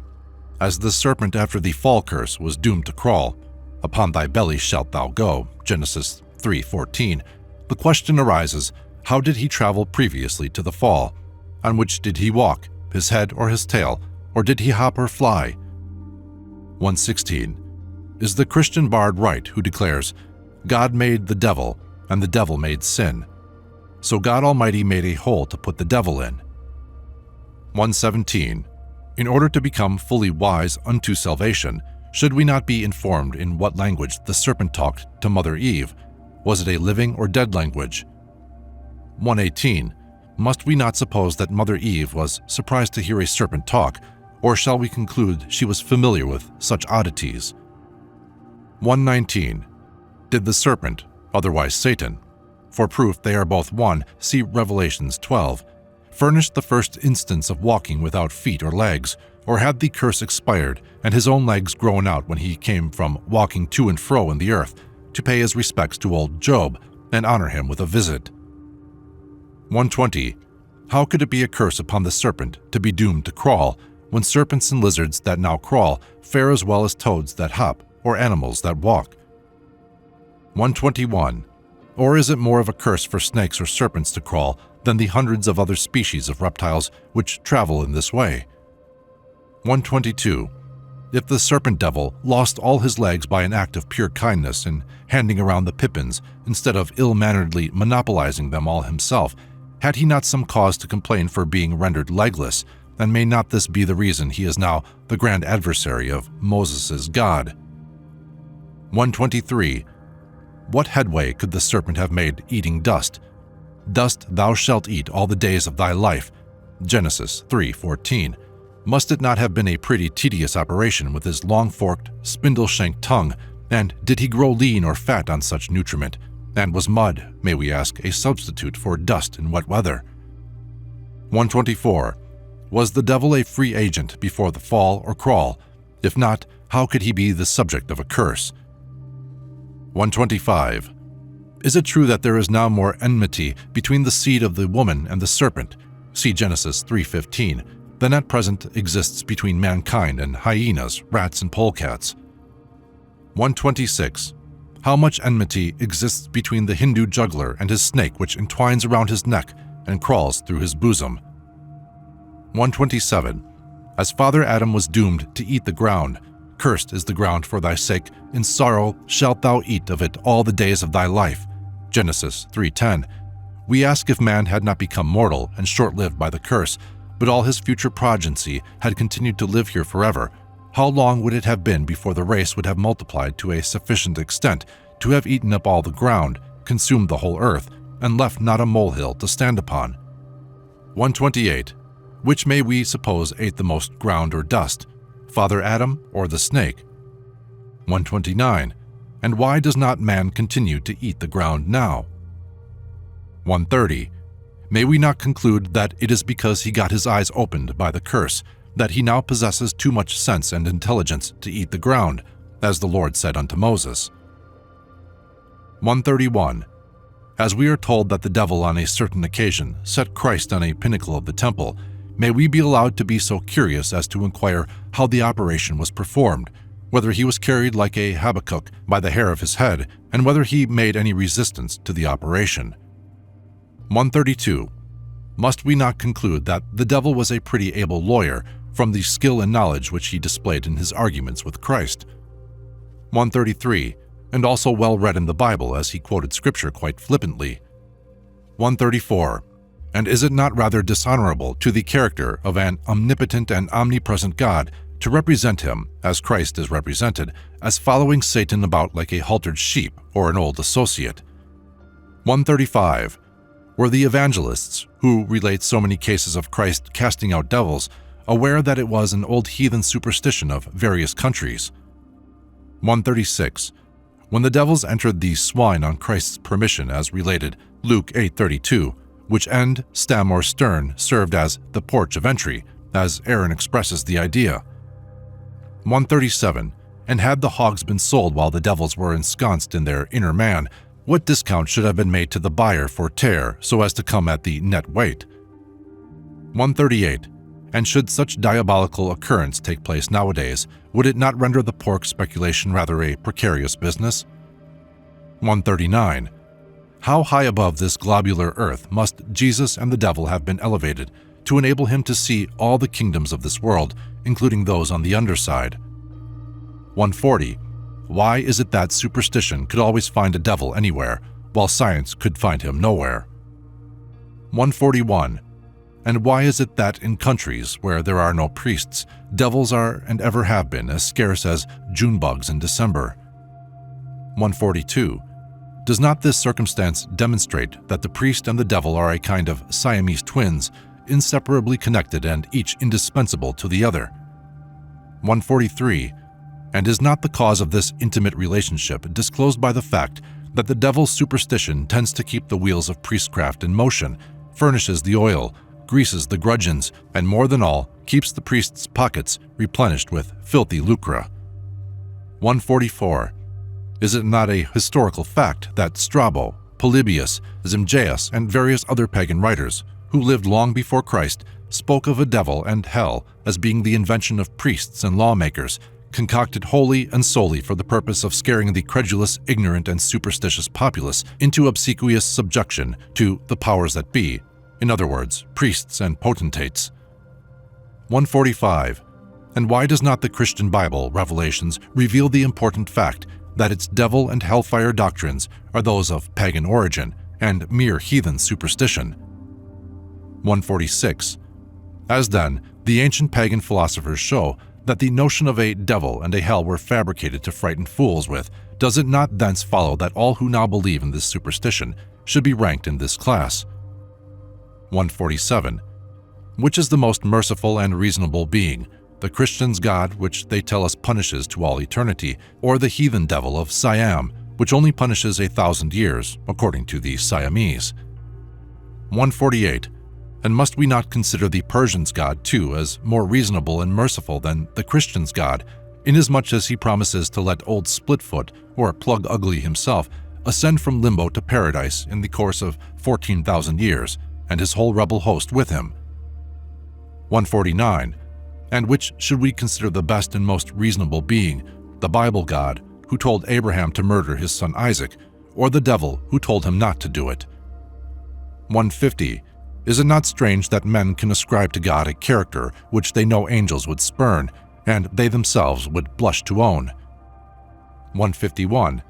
Has not the principal effect of preaching the hellfire superstition been to make numerous hells on earth without saving any from imaginary hell hereafter, as it has made thousands miserable with foolish fears?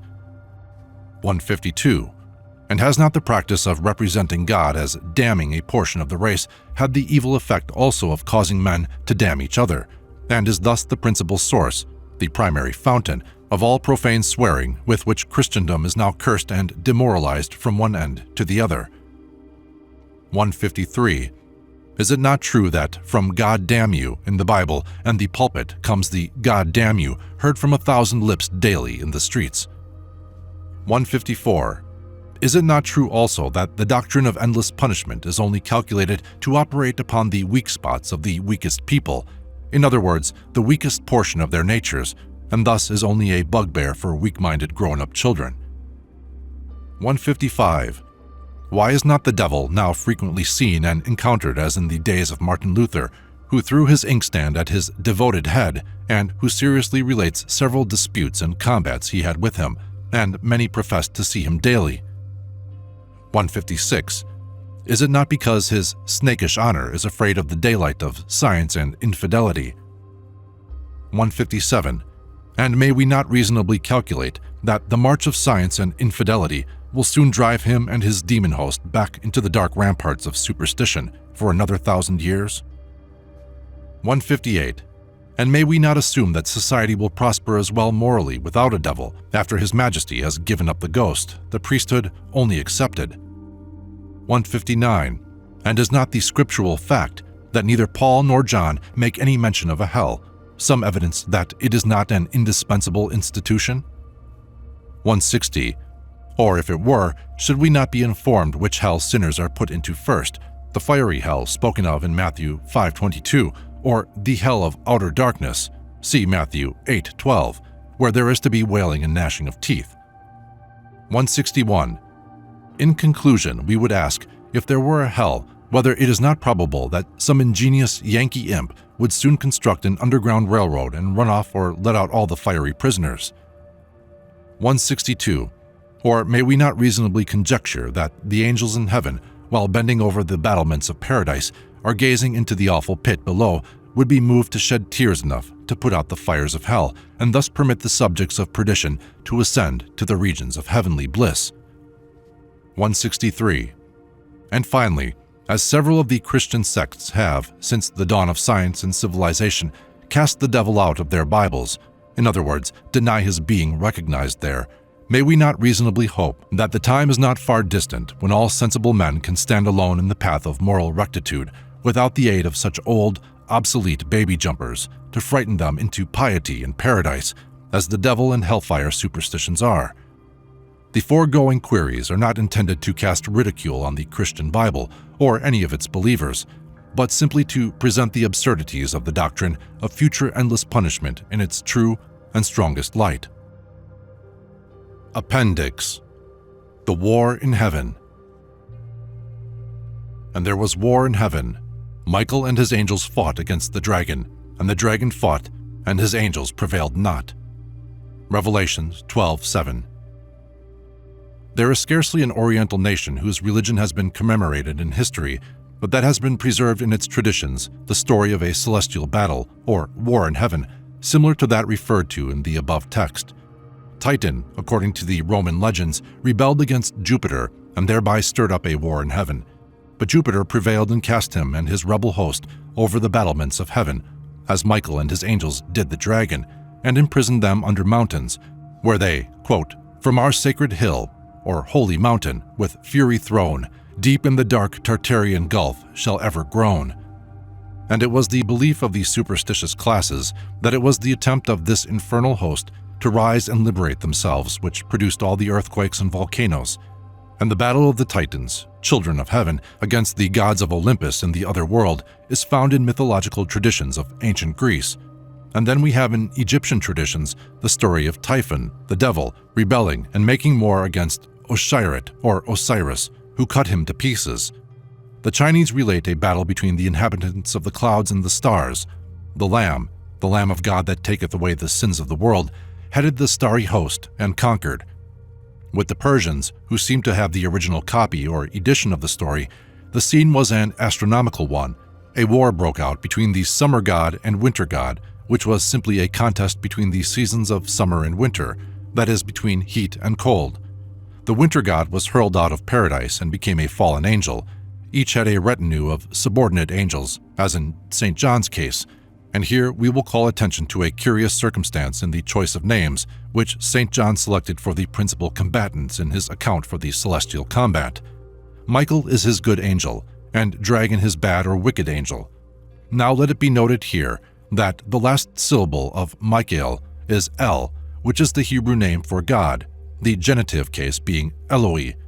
Eloi lama sabachthani is a prayer to God in the Hebrew language, and On, the last syllable for dragon, is the Egyptian name for God. Hence, it is simply the Hebrew god El in battle array against the Egyptian god On. And of course, St. John would represent that the Hebrew god or angel god, Michael, conquered.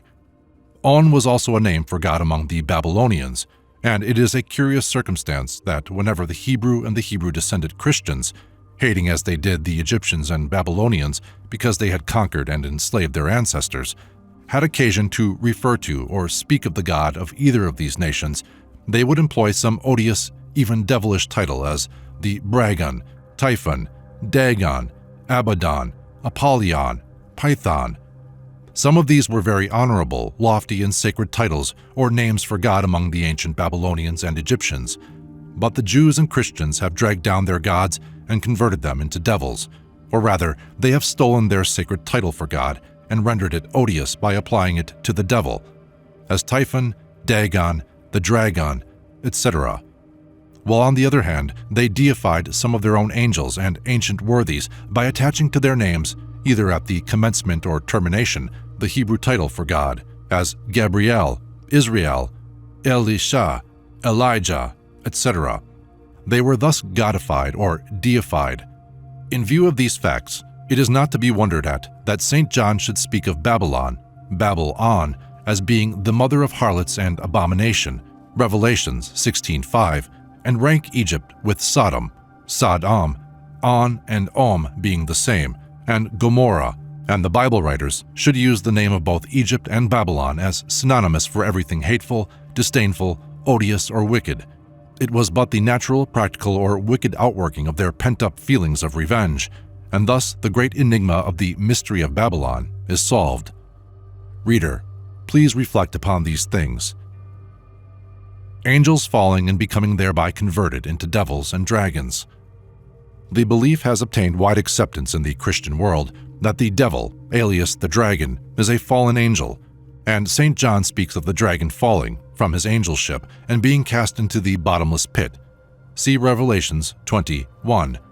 And how did old Captain Dragon, captain of the infernal goats, fall, let us inquire? Why, he simply fell into the hands of Christendom, who assumed the license to metamorphose him from a god to a devil. They dragged him from the throne of God in the Babylonian and Egyptian heavens, armed with horns, hooves, and tail, and converted him into a devil, a fallen angel, dragon, and cast him into the bottomless pit in retaliation for the bondage endured at the hands of these nations in times past. And as this dragon came down from heaven, according to the mystic and apocalyptic St. John, his tail becoming entangled among the starry worlds, tore 1/3 of them loose from their orbits and precipitated them down upon our little planet. We suggest that he must have been nearly all tail, or rather that the story is all a tale. No wonder that the kingdom of heaven suffered violence. See Revelations. However, astronomically speaking, it is literally true, for according to Burritt's Geography of the Heavens, the astronomical dragon spreads over a large portion of the canopy, embracing at least 5 large constellations. And as to his falling, it is even so, for the dragon, now the sign for October, under the name of Scorpio, has fallen, being once away up in the harvest month, August. By the procession of the equinoxes, he fell lower and lower until he sunk clear below the southern horizon, into the bottomless pit, or pit of darkness. The conception of fallen angels is neither new nor original to the Christian Bible. The Hindu Bible, at least 3,000 years old, the Vedas, gives in its 3rd chapter a somewhat detailed account of the fall of angels, while the 4th chapter describes their mode of punishment, which consisted in being hurled down from their lofty positions in paradise because they rebelled against heaven, in other words, the Trinity in unity, Brahma, Vishnu, and Deva, and were precipitated into Andhera, the deep dark pit, there to remain until the intercessor called. Also, the Lamb of God, the second person in the Trinity, would plead for them and have them delivered. Having first, however, to serve out their 1,000 years probation, which reminds us of St. John's dragon being bound for 1,000 years. See Revelations 12:2. The Persian tradition of fallen angels found in their Bible, the Zend-Avesta, is somewhat similar, excepting that out of 30 different orders of angels, they had but one to fall, who thereby became a Paris, a devil.